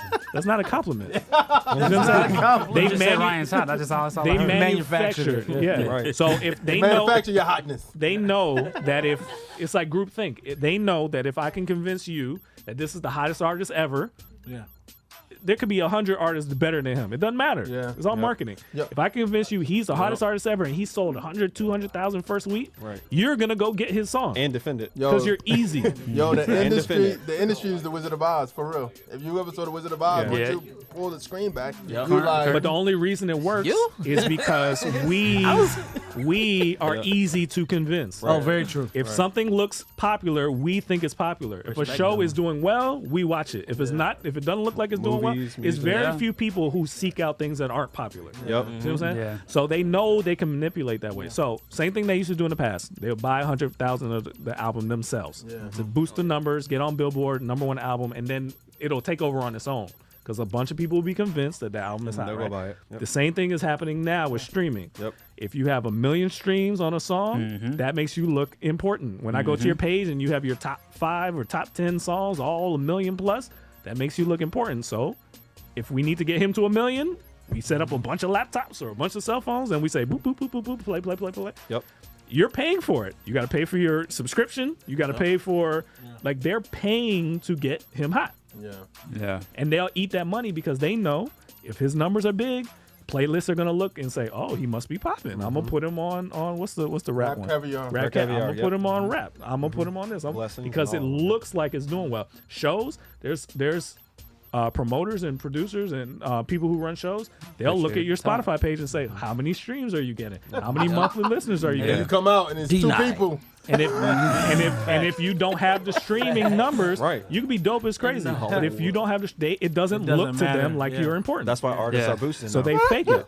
So that's like, yo, man, who you here always with? that's always been a problem. That's my cousin rapping, bro. My cousin.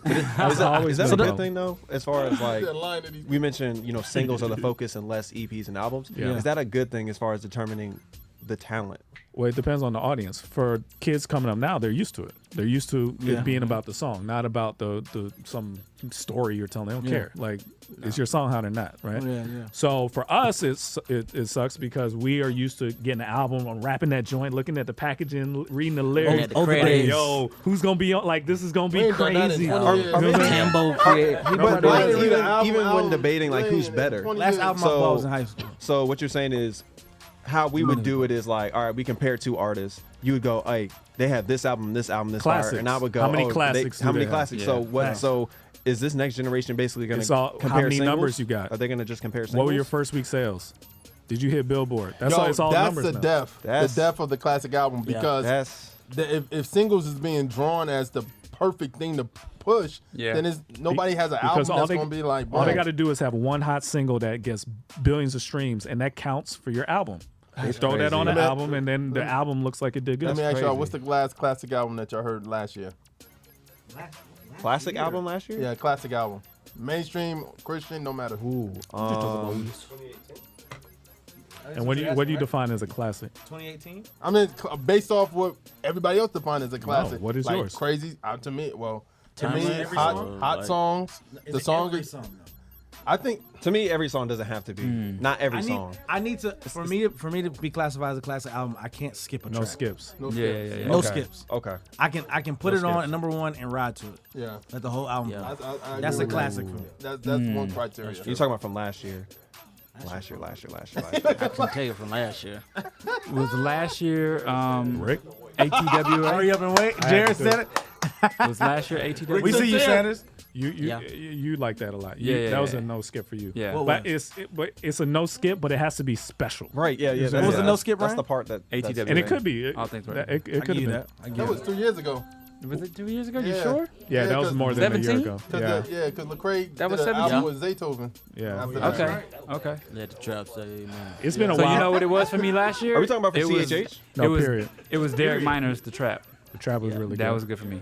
So I don't think we consider Christian hip hop albums classics. I haven't heard people use that word in a while for Christian hip hop like that. So in mainstream, what people like, what would the world consider a classic recently? What was Magic and Bird? I was gonna say Champions by Meek, but that's this year. No, Champions was late last year. Oh, was it late last year? Okay, so Champions. I just haven't heard that word classic in a long time. Y'all gonna laugh if I say a name, but y'all say go it. Y'all believe, baby. Say it. He said it earlier. I said that already. I did. Y'all laugh if I say What is it? Say it. From last year? Yeah. Say it. I'll say Cardi. Oh. Oh, you think that was a classic? I think it was a classic album. Okay. Wow. Y'all looking at me The, like the numbers would say 21 so. writers say so Speaking to themselves. your point, though, the numbers would say so. But the reason he's saying that is because that album was constructed to be Yes. a hit. Yeah. So It I was can give you one, but constructed. it's not last year. Justin Bieber's Purpose. That was a hot album. That's But when's that's the an last actual time you classic. heard somebody say Oh, for sure. classic? No. I haven't heard Oh no, that you know that's fair. terminology. No, that's fair. But people look Isn't to that- albums for singles. That's I what mean, it like, is. you're definitely looking. But what does that do of putting it back in the hands of a local artist? And it's in terms of the process that he may have to go through, or she may have to go through to pop locally before jumping to something national. So Does that make sense? So you remember how? So Sean, you know how you mentioned that like how people are more focused on charting on Spotify than iTunes. I think it's still important for if you're an artist that say you charted on iTunes. Yeah. You should still use that as a buffer to show, hey, I'm out here doing it. It works. Because It works. Even though you're not on Spotify, for people that aren't in the music community, like your family and friends are gonna be like, oh snap, he or she charted? Oh snap, I'm sleeping on their album, their EP. I need to go check it out right now. sure. So still use the Let platform. me tell you the truth about this though, because I know how this works. Drop the ball. So he's about to. it's not hard to chart on iTunes. It's not hard. No, I'm gonna tell you or why. even Billboard. I'm gonna tell you why. It's harder to chart on Billboard. First of all, you got to know what you don't just get on You gotta know Billboard. what You you're got to doing. fill out You gotta know what forms, you're doing, right? yeah. A lot of people don't even They don't qualify work. because they don't fill it out.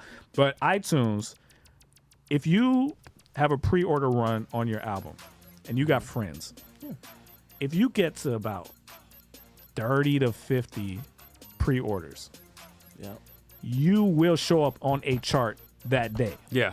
How long you'll stay on that chart, you better wake up at midnight. Because you will slide down that joint throughout the day. Because Because yo, my man came in at number 1 at 2 o'clock. because Keep going. it counts all of the pre-orders as that day. Yeah. So if you got 50 pre-orders, like my album had 100 pre-orders, that counts as that day. Yeah. No matter if you Drake, Jay-Z, Lil Wayne, you ain't getting 100 downloads a day, right? So you may catch them on an off day, and you could jump them, but Yeah. they will jump you right back because they may get 40 a day. So Yeah. you may jump them with your 1 day 50, but you'll get right back down below them because you can't get 50 a day. That screenshot. You know what I'm saying? Yeah, y'all ever think about it like when you go, because I go down and see the charts and on like hip hop charts, and I'm like, people ain't still buying Reasonable Doubt. Come on, But people are. really? People are. Yeah. A lot of classic albums down Yeah, there. so people will. You could. A lot of those guys maybe get 20 to 50 a day. Still, Wow. if you can just climb that ladder above them on one day, get your screenshot ready. Yeah. You can chart. Yeah. It's not that hard. You got to work because that's a lot yeah. of pre-orders. Like Yeah. people don't even want to pre-order, so you got to convince people. You got to work. Yeah. But you can do it. It's easier to do now than it used to be. But that's what I'm saying. It's not in reality. It doesn't matter. It doesn't mean anything. It looks good on your resume though. It looks good Yeah. to people. Yeah. But it And doesn't sounds good. mean As anything far as your career, right? to your career, right? I tell people this all the time, and this is why we keep talking about live shows, because the lie comes out on your live show when people saying like you got millions of people Man, following yeah. you got all these people following you on social media and all that, and you go to your show, Nobody and it's shows like up. nobody's here. Crickets. It's like Yeah. church mouse, and it's like But don't get confused. I think there's a reality to this, right? If you can go to a city that's not yours and more than 20 people show up, you killing it. Yeah. You know what I'm saying? Yeah, Like, that's right, especially yeah. in our genre, Yeah. that is a kill. Like I remember Dream Junkies, they worked from the ground up to get to where they come into Atlanta or North Carolina or whatever, and 50 to 100 people Yeah, show up. yeah. That's a huge That success is. because that's not your town.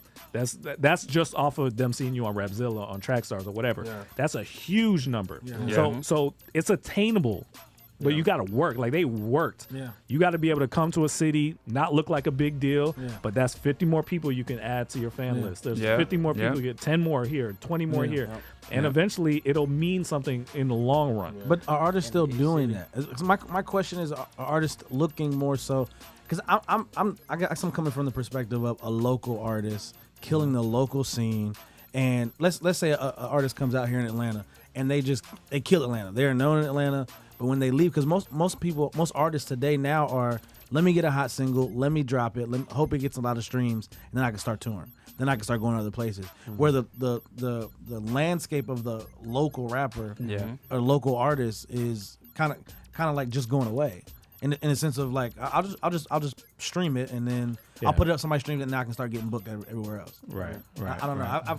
Because I just feel like you want to.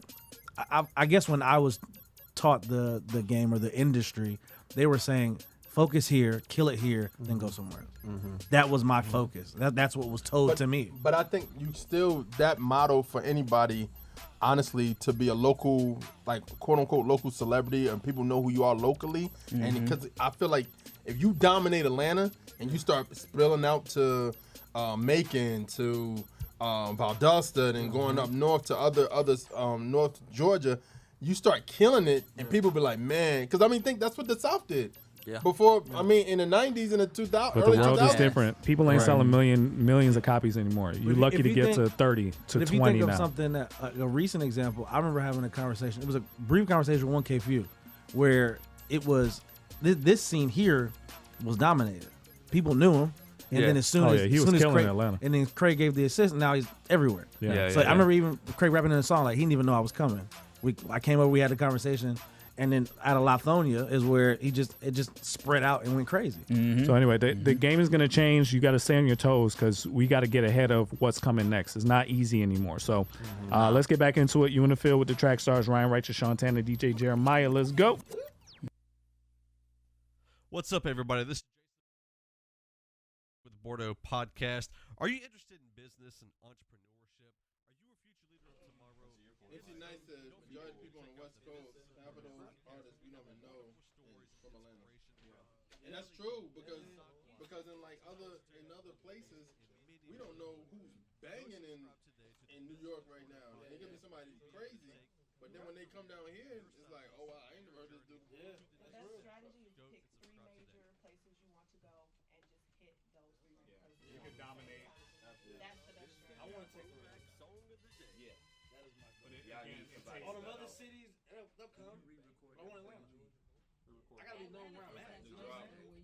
Yeah. I can't be known where I'm at. Yeah, you do your sound. Come on. I didn't know that whole plan. That's why you move.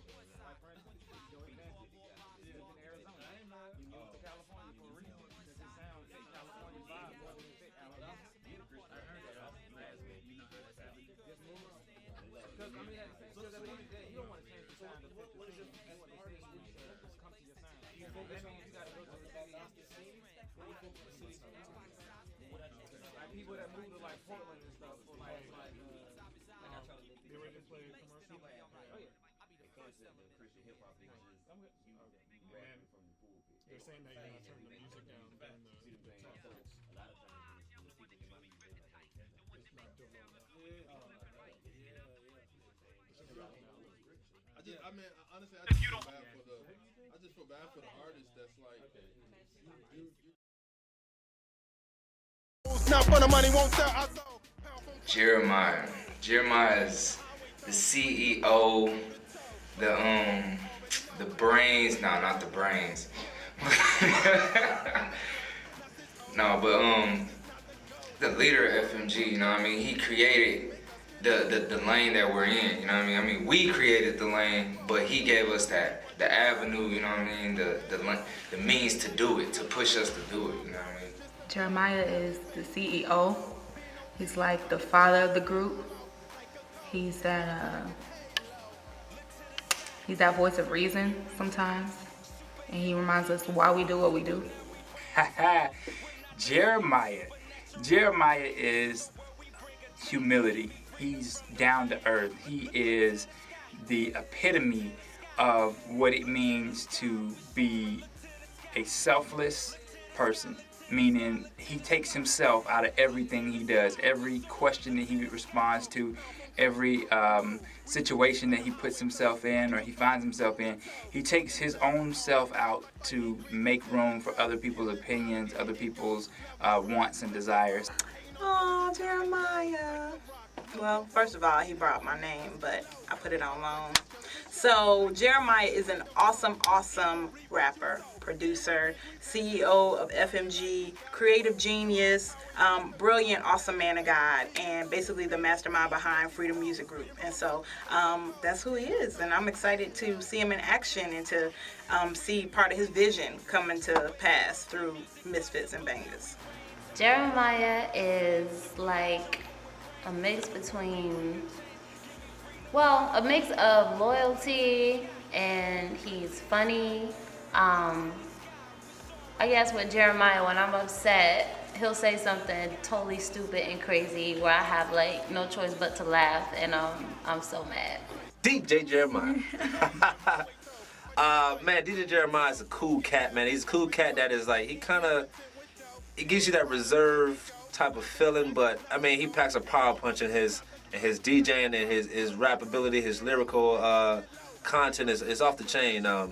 I always look forward to hearing his verses and stuff like that, because he brings a little different, he gives you something a little different, versatility. Because somebody like him that that's quiet and reserved, those are the ones that I always help you. You gotta watch out for. DJ Jeremiah is one of those guys you gotta watch out for, because he comes off with a quiet demeanor, but that man's a monster. Jeremiah, that is it's like the daddy of the group, I guess. I'd have to say.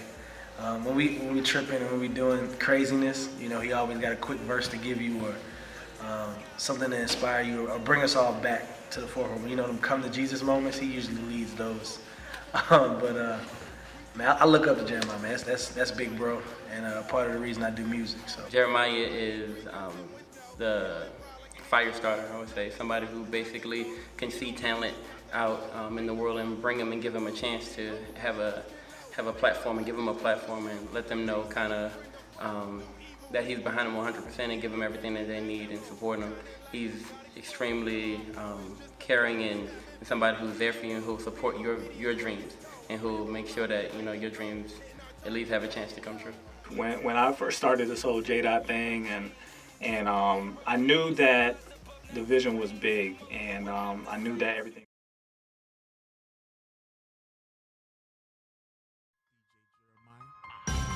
Sean Tanner, time it is. Y'all know what time it is. It's the Field Boys. You in the field, boy. It's the Field Boys. We in the field, boy.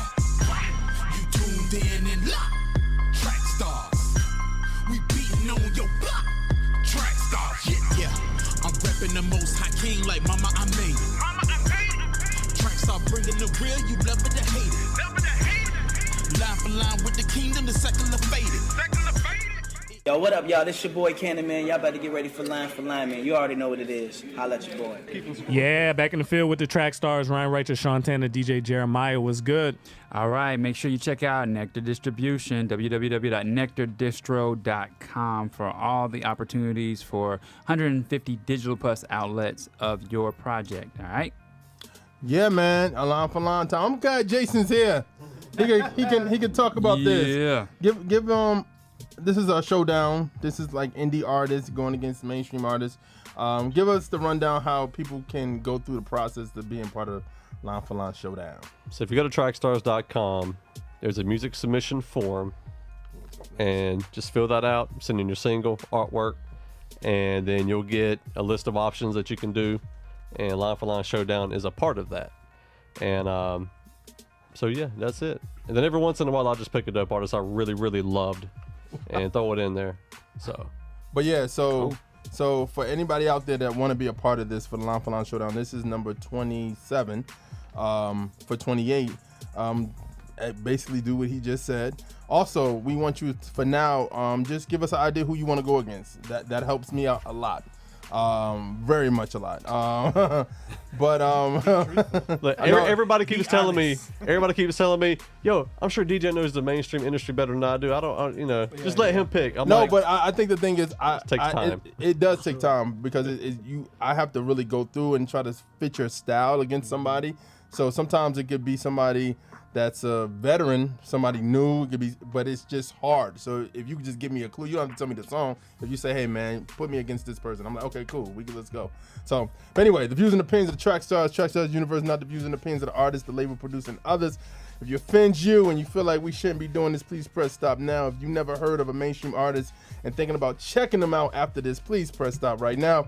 We try not to do the same artist over and over. If you're a person only listening to Christian artists and this ain't your cup of tea, then stop it right here, man. We got a topic noteworthy and dissect with your name on it.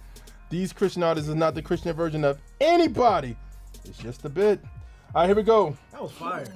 All right, you ain't been here in a minute. Man, don't do that for me. All right, we're gonna start off. We'll start off with a cat named Calvin Hill. Never, never. Here we go. I just had compassion when it happened. Can't imagine life without me rapping. Every single night is like my last, man. I'm just trying to get better, yo. Rappers nowadays, they be talking drugs. They be talking money. They be talking lust. I be talking love. Okay. I be talking politics. And I be giving life advice. And y'all don't bump with us. I can give a dang or two if you play this. I can give a dang if I'm on your playlist. I can give a dang if I remain famous. I don't give a dang if I remain nameless. All I wanna do is make Jesus famous. Tell the world what is. That was Calvin Hill. Never, never. This is Logic Limitless. This should be in the plan. Do it cause I can. Make more money than 99% doing that like spam. Fucking hand reaching up and out. I do not give a damn. Spend a lot to make a lot and then we do that shit again. 1967 Bronco pull up like I saw that Blanco. 1-800 made my bank account look like a phone number. Your career going under. I'm top 5. That's alive. That's no lie. You ain't in the conversation. Couldn't make it if you tried. If you ain't dropping shit like all the time, then people think you died. Too greasy for my blood. That was Logic Limitless versus Never, Never Calvin Hill. Who y'all going with? What you got? Why does it sound like Andy? Man, it did sound like Andy. Logic sounded just like Andy Mineo. He did. He's biting him.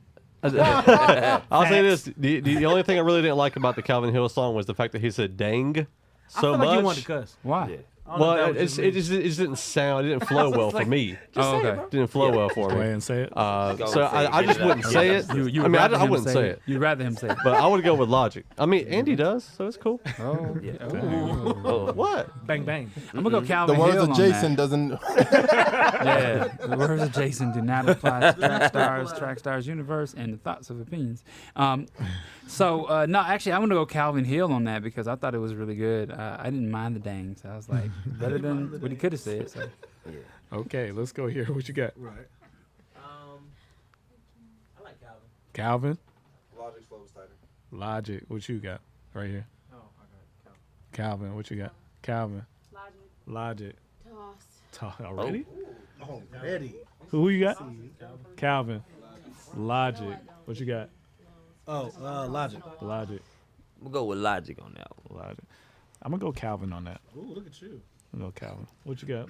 Calvin. Is it close? How close is it?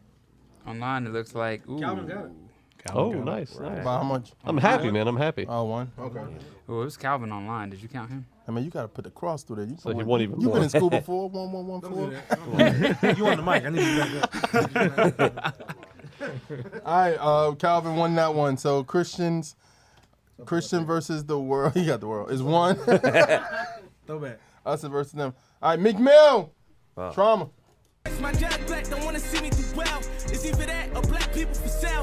Gave me 2 to 4 years like real life. Meet me in and let it burn like Lucifer. You look even stupider trying to press them people in power with power abusing us. For $44 an hour, you coward, they using you. Was it self-hate that made you send me upstate? This where the so-called real sweeping up for cupcakes and extra phone time. If you ain't got no money, you ain't online. Can't call your son, call your daughter just to wish them on prime. Oh God, don't let them streets get a hold of them. Your daughter. That was Trauma, Meek Mill. This is Life Breeze, Voices. Show the edge of me the glory. Say I have to leave the block in holy matrimony. Now I call a different play. You can't finesse my soul. Cause I will never let you in. it's not your territory. Started from the bottom, trying to see where I begin. Try to talk to everybody that deserve a win. I let them know they need to get out the struggle then. Respect the bid, without it I'll never live again. I imagine all my soldiers who were in the field, they never posing for the camera when they holding still. All right, that was Voices, Life Breeze versus Trauma. Meek Mill, who y'all going with? What you got? I got Meek because of the beat. Meek. Just the beat. What you got? Are you really gonna be that guy today? I am uniquely me every time. At least he added the What you cross, got, though. Ryan? Right. I got Meek. Meek. Yeah. What you got? I got Meek Mill for the flow and the beat. Yeah. The song. The song. Yeah. What you got? Everything. Meek. Meek. Meek. The first guy. Meek. You don't First wanna say his homie. name? First. Yeah. The guy that sound like he Meek. can feel it. Who? Meek. What you got? Meek. Meek. Meek. All right. Cool, man. Well, everybody trying to be meek today, huh? Man, if you don't believe in PR, man, oh my gosh, this Yeah. man went from being embarrassed to being like a hero. Did you see the transformation? This dude was laughed out of town. Yeah. With the Drake thing when Yeah, that Drake backfired thing. on him. Oh yeah. To go to being like he could do no wrong is amazing. Yeah. Thank God he ain't have to go line for line with Drake. He did. I think Meek's was better. A little bit better. What you got? Meek. Yeah. Yeah, I think it was better. A little better than man. So, but what's this? What's it clean? That's a wash. Yeah. All right, man. 1-1.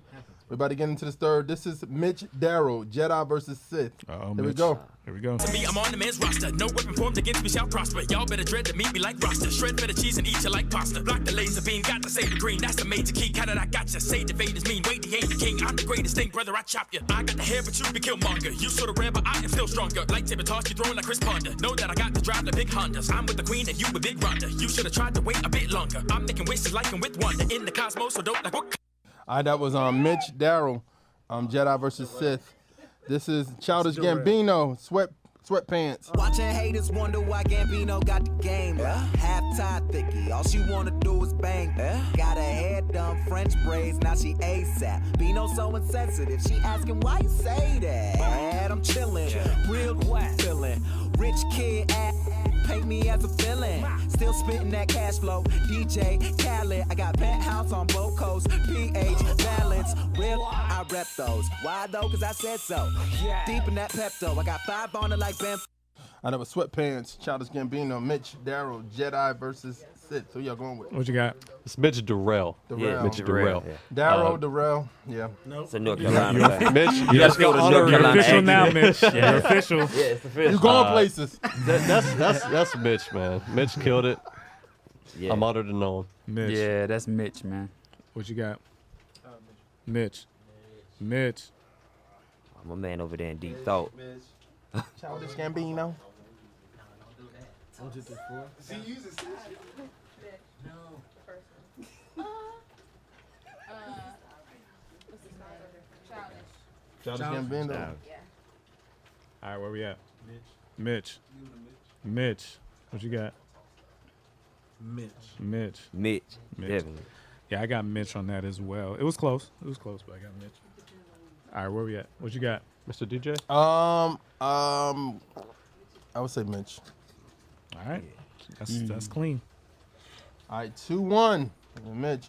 All right, we're gonna start off with Joyner Lucas, Stranger Things. While I'm driving, I'm walking in the sky with some we jump inside of the Buick, you duck a half in the couple choppers acoustic and the guitar when the music is I'm alive and I use it, get stuck inside of the cubics, I never lie, but the truth is I'm tired of these losers and all my life want the food when it's summertime in the juice, but I'd rather die than to lose it, some matter time for I lose it and strategize with the movement. Walk in the trap like a boss, oh you know I'm dripping with the sauce, oh pretty with a face full of scars, all they did was build me up, try to take me apart, they ain't never wanna celebrate, like you have a label called a doctor, heard the chopper make a mute a Macarena, all you drink is sweet as candy, chocolate chip, an hour later, Jolly Rancher stick. All right, that was Joyner Lucas, Stranger Things. This is Chris Noel, Renegade. Halo got the bass sounding like a stampede in the back of your Honda. Why they want to steal the vibranium from my Wakanda? My teeth got a approaching with hunger like Jeffrey Dahmer. I bite down, take a chunk out the flesh like I'm Blanca. Lyrical trauma, murking the whole genre. Venomous mambas, anacondas around us. Swallow the drama, throw a lava upon you. Hell is hotter than summers in Uganda. Nonsense, I hop in the bed with the monster. Renegade slinging lights and knocking giants unconscious. I can't afford to take another L like I'm Rhonda. You gon' need every little bit of strength you can conjure. I see what they selling, but I'm rebelling. Pedal down, engine revving. Living in Armageddon, but hell is never prevailing. Look at my heart, no Kevin. Chris Noel, Renegade, joining Lucas, Georgia. Stranger Things. I was sold to the end of that. What you got? Yo, this is no bias. This is No bias. No bias. You was rapping the lyrics. Straight bias. But the way Chris switched his flow several times in that 30 seconds just shows how good he is. And Lucas is a flow guy. But to me, Chris had him. You gonna text Chris right after? What you got? I am.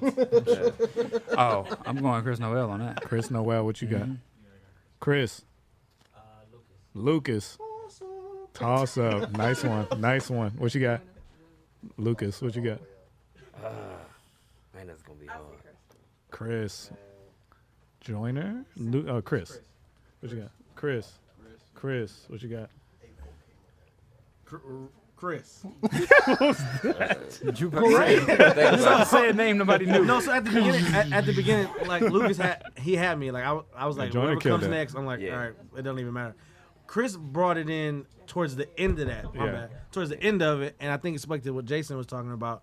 The flow patterns. It just I was intrigued, and I was like, I want to hear the rest of the song. Yeah. So I gotta go Chris. What you got? I want to hear the rest of the song too, but I gotta go join on that one though. But I'm definitely go. He go get a Chris stream online. today. And if it ain't too late, he gonna get a download. Chris online. Yo, Joyner, man, come back. Come back. Come back to Flavor Fest, bro. Come back. No, he's good, man. He's super good. But I'm a lean. I'm gonna toss it. Chris did super good, but they both. It was no shortcomings in neither one, so I'm gonna go toss. What you got? I would say Chris, by right there. At the end, almost pushed me over the top. That's what got me. He, I was like, he got in his pocket at the end. All right, what's that? That was like the closest. Was that? Oh no. No, it started close. Everybody was like, so what's that? 3-1. 3-1. Okay. 3-1. Here we go. This is Tip. More and more. Respect. Fly the family from Atlanta to Hawaii and back. Why would you ask no? Knowing that get your ass blow. Smooth off for doing too much. Had it with the other kids that were trying to move up. It is what it is. Ain't no way to make it through up.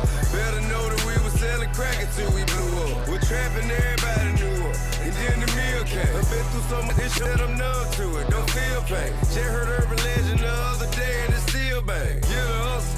All right, that was T.I. More and more. Y'all gonna be biased? Y'all gonna be okay? For sure. Okay. Straight Jose, I want to rock.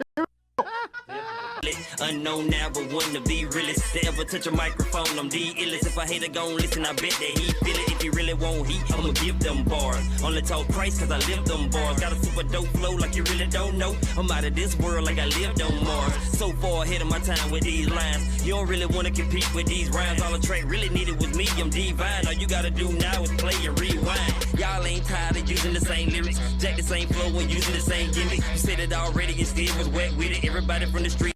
I want to rock. Jose, T.I. more and more. Okay. Let's be real. Nostalgia versus present. This is one of the hardest things, man, to be sitting in that chair and watching people vote. You good? You I'm straight? all right, man. All right. If I can get a stream out of it, you know what I'm saying? I'm okay. If I lose the tip, you know what I'm saying? If still can get a stream, I'm okay. What you got? Where you at, Jay? I'll be honest, man. I'll be honest. If it was an older Tip song, like one of his classics, I might would have went Tip. But I really didn't care for the Tip song. But the beat on Zay's song. It's okay to mess up the name. You want that now? I honestly did. I honestly did prefer yours over his. I really did. What you got? I'm gonna go Jose. Right. Okay, y'all don't be lying here. What you got? All right, toss it. Toss. It's a king, partner. T.I. Which one? Jose. What you got? If it was, I agree with him. If it was a different Tip song, I may have leaned the other way. But Jose, what you got? Right. Jose, what you got? Tip. Oh, he looked down on the phone. He was like, yo, bro. He was like, I'm not gonna look you my now. man was like, I'm gonna look you now. Don't look at him, just say it. Text in your He answer. can't see me if I look at this. Yeah, he voted on YouTube. Yeah. yo, he voted on YouTube Yeah. too.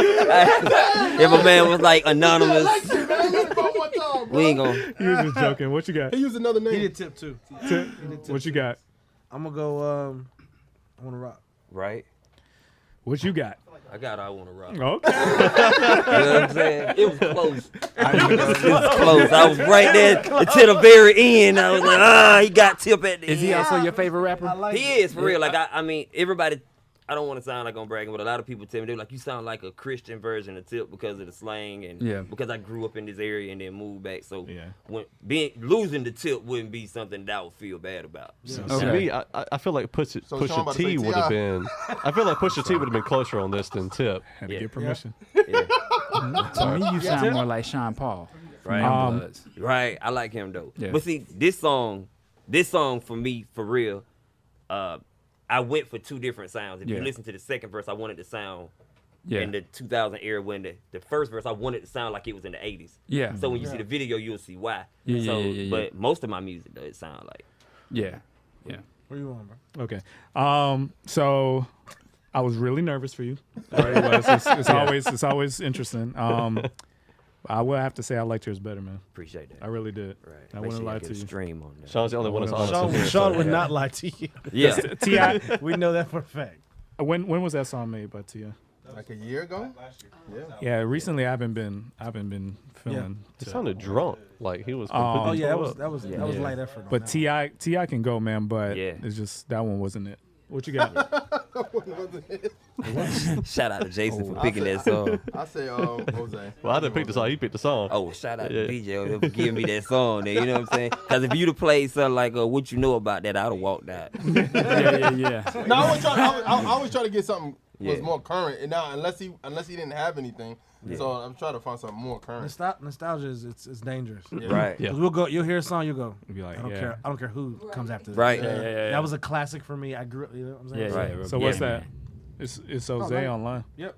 Go Right. Jose. Right? You know what I'm saying? 10-4. I'll start to do my dance up here too. I love it. So what's overall? What's over? 4-1. Oh man, Right. I y'all feel like killing part of it. the team. Yo, real quick, I helped man. bring it home. When we started this, it was looking bleak. Looking bleak. It was hard for the music submissions, but hard. you guys are stepping up. I'm proud of you guys. You guys are taking the feedback serious. I'm really proud of the music submission team. Y'all doing great. Real good. Good job. Yeah, one more left. This is Jay Tora. Count it up. And counting the blessings. I'm counting the blessings. And thanking you, Lord, for forgiving me and removing all of my transgressions. The struggle is real, but I know that as long as you're with me, I'ma keep progressing. Maintaining, no pressure. Keeping me humble, no stressing. Your blessings flowing with no limits yet. I count it up with no ceilings yet. Every time I think about it, Lord, you brought me out of every bad situation. I will never underestimate you. Now my faith is on 100, ain't no shaking. All right, that was Count It Up, Jay Tora. This is Jason Boy from the Ville.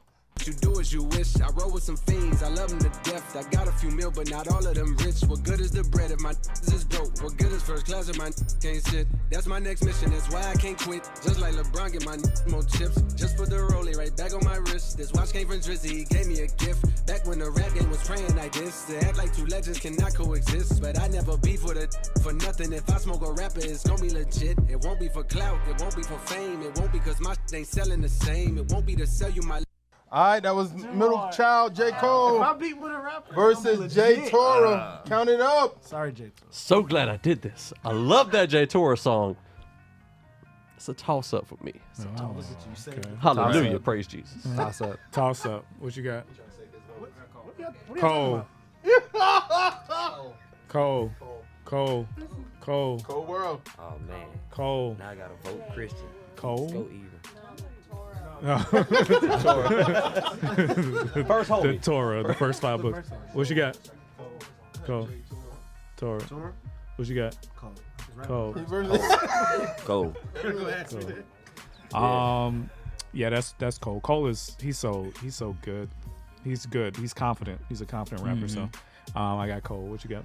I'm gonna say this. I think I'm gonna put Cole, but I think J. Cole is probably about to step out and have one of the best albums coming out because he's gonna have other people produce it. Really? Yeah. T Minus produced that. Really? It's true. Okay. I watched the process of that. That was great. Yeah, I think watching he's both gonna, of them collaborate. I think what happened was Joe Budden kind of challenged him. Yeah, because he produces all his stuff. Yeah, so he kind of like, I'm doing it myself, but I think he's gonna open up to more producers, and it's gonna help his sound. Yeah. But Jay Tor is dope too. So yeah, it was good. He was good too. So, It's just but a hard song. Yeah, that was a hard song. That was tough. I just want to say thank you to everybody that's watching us live, man. Yeah, you guys man. give us so much energy. Yeah, we really appreciate you guys. Right. To come out and listen every week and watch every week. Please tell everybody you know. We're really trying to okay. So announcement real quick. So we just got picked up on Impact Network. So if you have a Dish, is it DirecTV? Dish, DirecTV, Xfinity. Yeah, so you should have this channel. If you don't have it, ask for it. It's called Impact Network. We will be on Impact Network. Yeah, this summer. Starting this summer. So a real TV show. Like if you go to IMDb, you'll see our names on IMDb. This is a TV show, right? Yeah. So this is the first. We've been on other TV shows, but this is the first official TV show. So I actually developed a new intro for our show, credits for our show. Cool. It has to be a specific length. So when you see Ryan like going like this, it's like going too long. You know what I mean, like we really have to pay attention. Like this is serious. We have a TV show, guys. What you're watching right now, you're watching the live version of a real TV show. So D1 is episode number 1, Lecrae, and Tadashi episode number 2. It's gonna be stuff you see in this room. This live version is you seeing the behind the scenes of how this all comes together.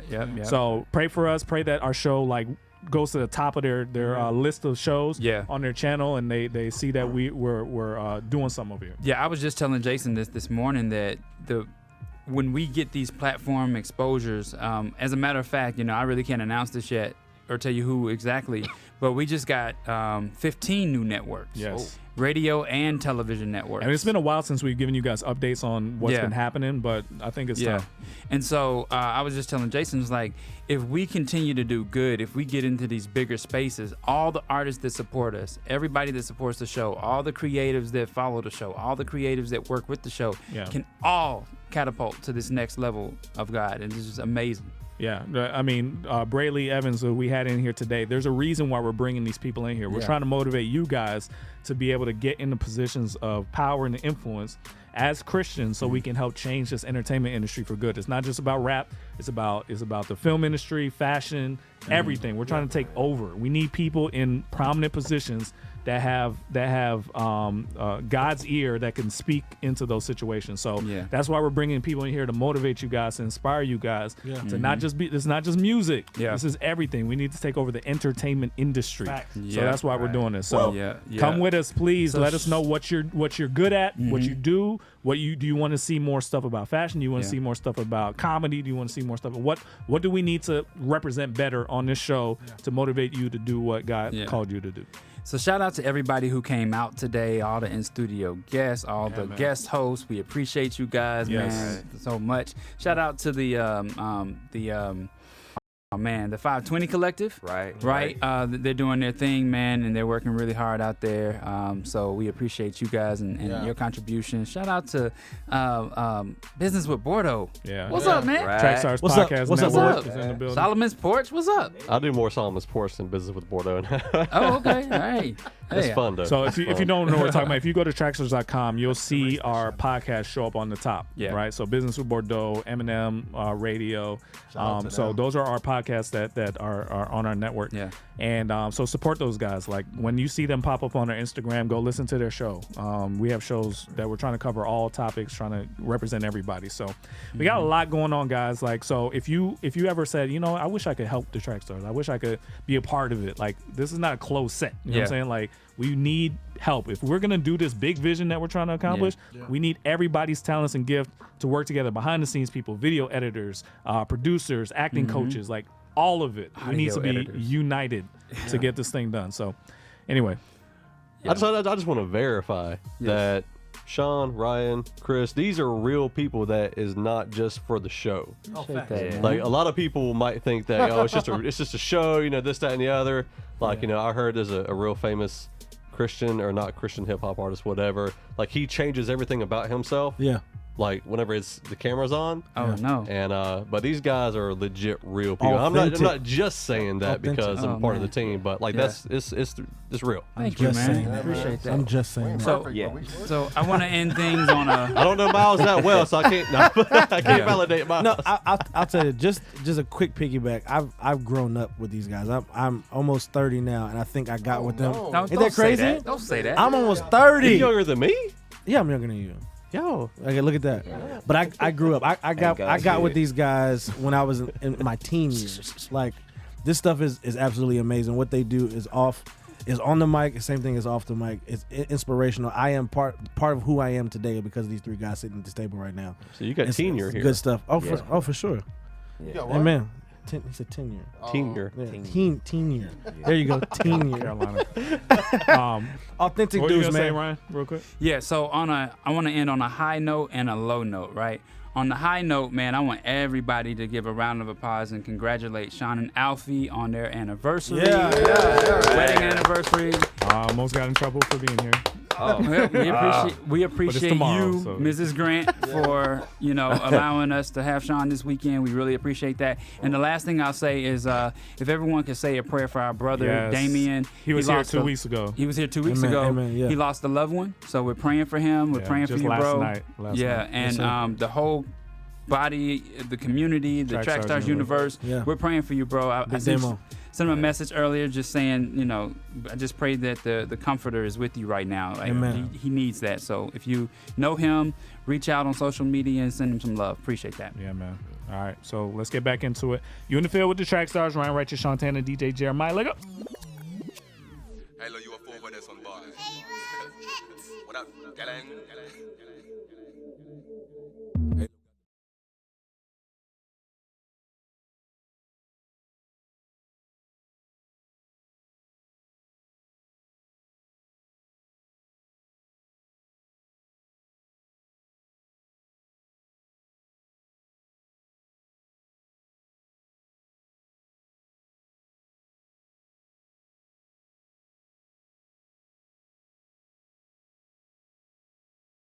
Propelling. Look at my heart, no Kevin. Got my bugs in the felon. Trying to tell him sin is death like a pop to the melon. Renegade. Get up out the lane, no I'm banging when I'm in the pain. Renegade. L. James running through your frame like a bullet train. Face when I roll by, praise to the most high. Credit up, God, get the shine like a gold mine. Devil trying to grip around my neck like a bow tie. Blade on his throat, make him plummet like a nosedive. Credit up, I get no shine. Bumper cosign, let the flesh hang like a clothesline. Then I transform like a Voltron. Renegade. Truth is hard to grapple like MMA. Never will I imitate or simulate. Put on for the crown, straight up renegade. I was living on from the outside, Living on from the outside, Long range like I'm Curry from the outside, You can catch me outside. Renegade. Truth is hard to grapple like MMA. Never will I imitate or simulate. Put on for the crown, straight up renegade. I was living on from the outside, Living on from the outside, Long range like I'm Curry from the outside, I don't wanna put out lies, I mimic these. Southside and Trim MCs, but I'm slept on while they all sit on me. So the late Greyhound rides up in that tree, sit like I got no cloud, I'm little league. Cause it's from those outside the industry. I'm an outsider to the outsider, what that make me? Let the same beat stay free, cause now I'm remembering. You don't gotta let me in, I don't need permission. Never needed in the first place. You ain't gotta watch me while I keep on fishing. I'm willing to man. Dictate his grace cause I found purpose.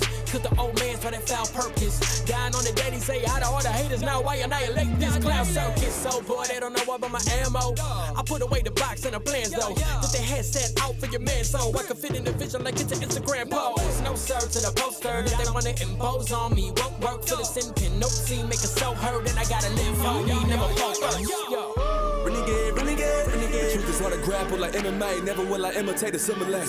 Put on for the crown, straight up renegade. I was living on them from the outside, Living on from the outside, Long range like I'm Curry from the outside, You can catch me outside. Renegade. Tweakers on a grapple like MMA. Never will I imitate or simulate. Put on for the crown, straight up renegade. I've been dripping on them from the outside, yeah. Dripping on them from the outside, yeah. Long range like a curve from the outside, yeah. From the outside, yeah.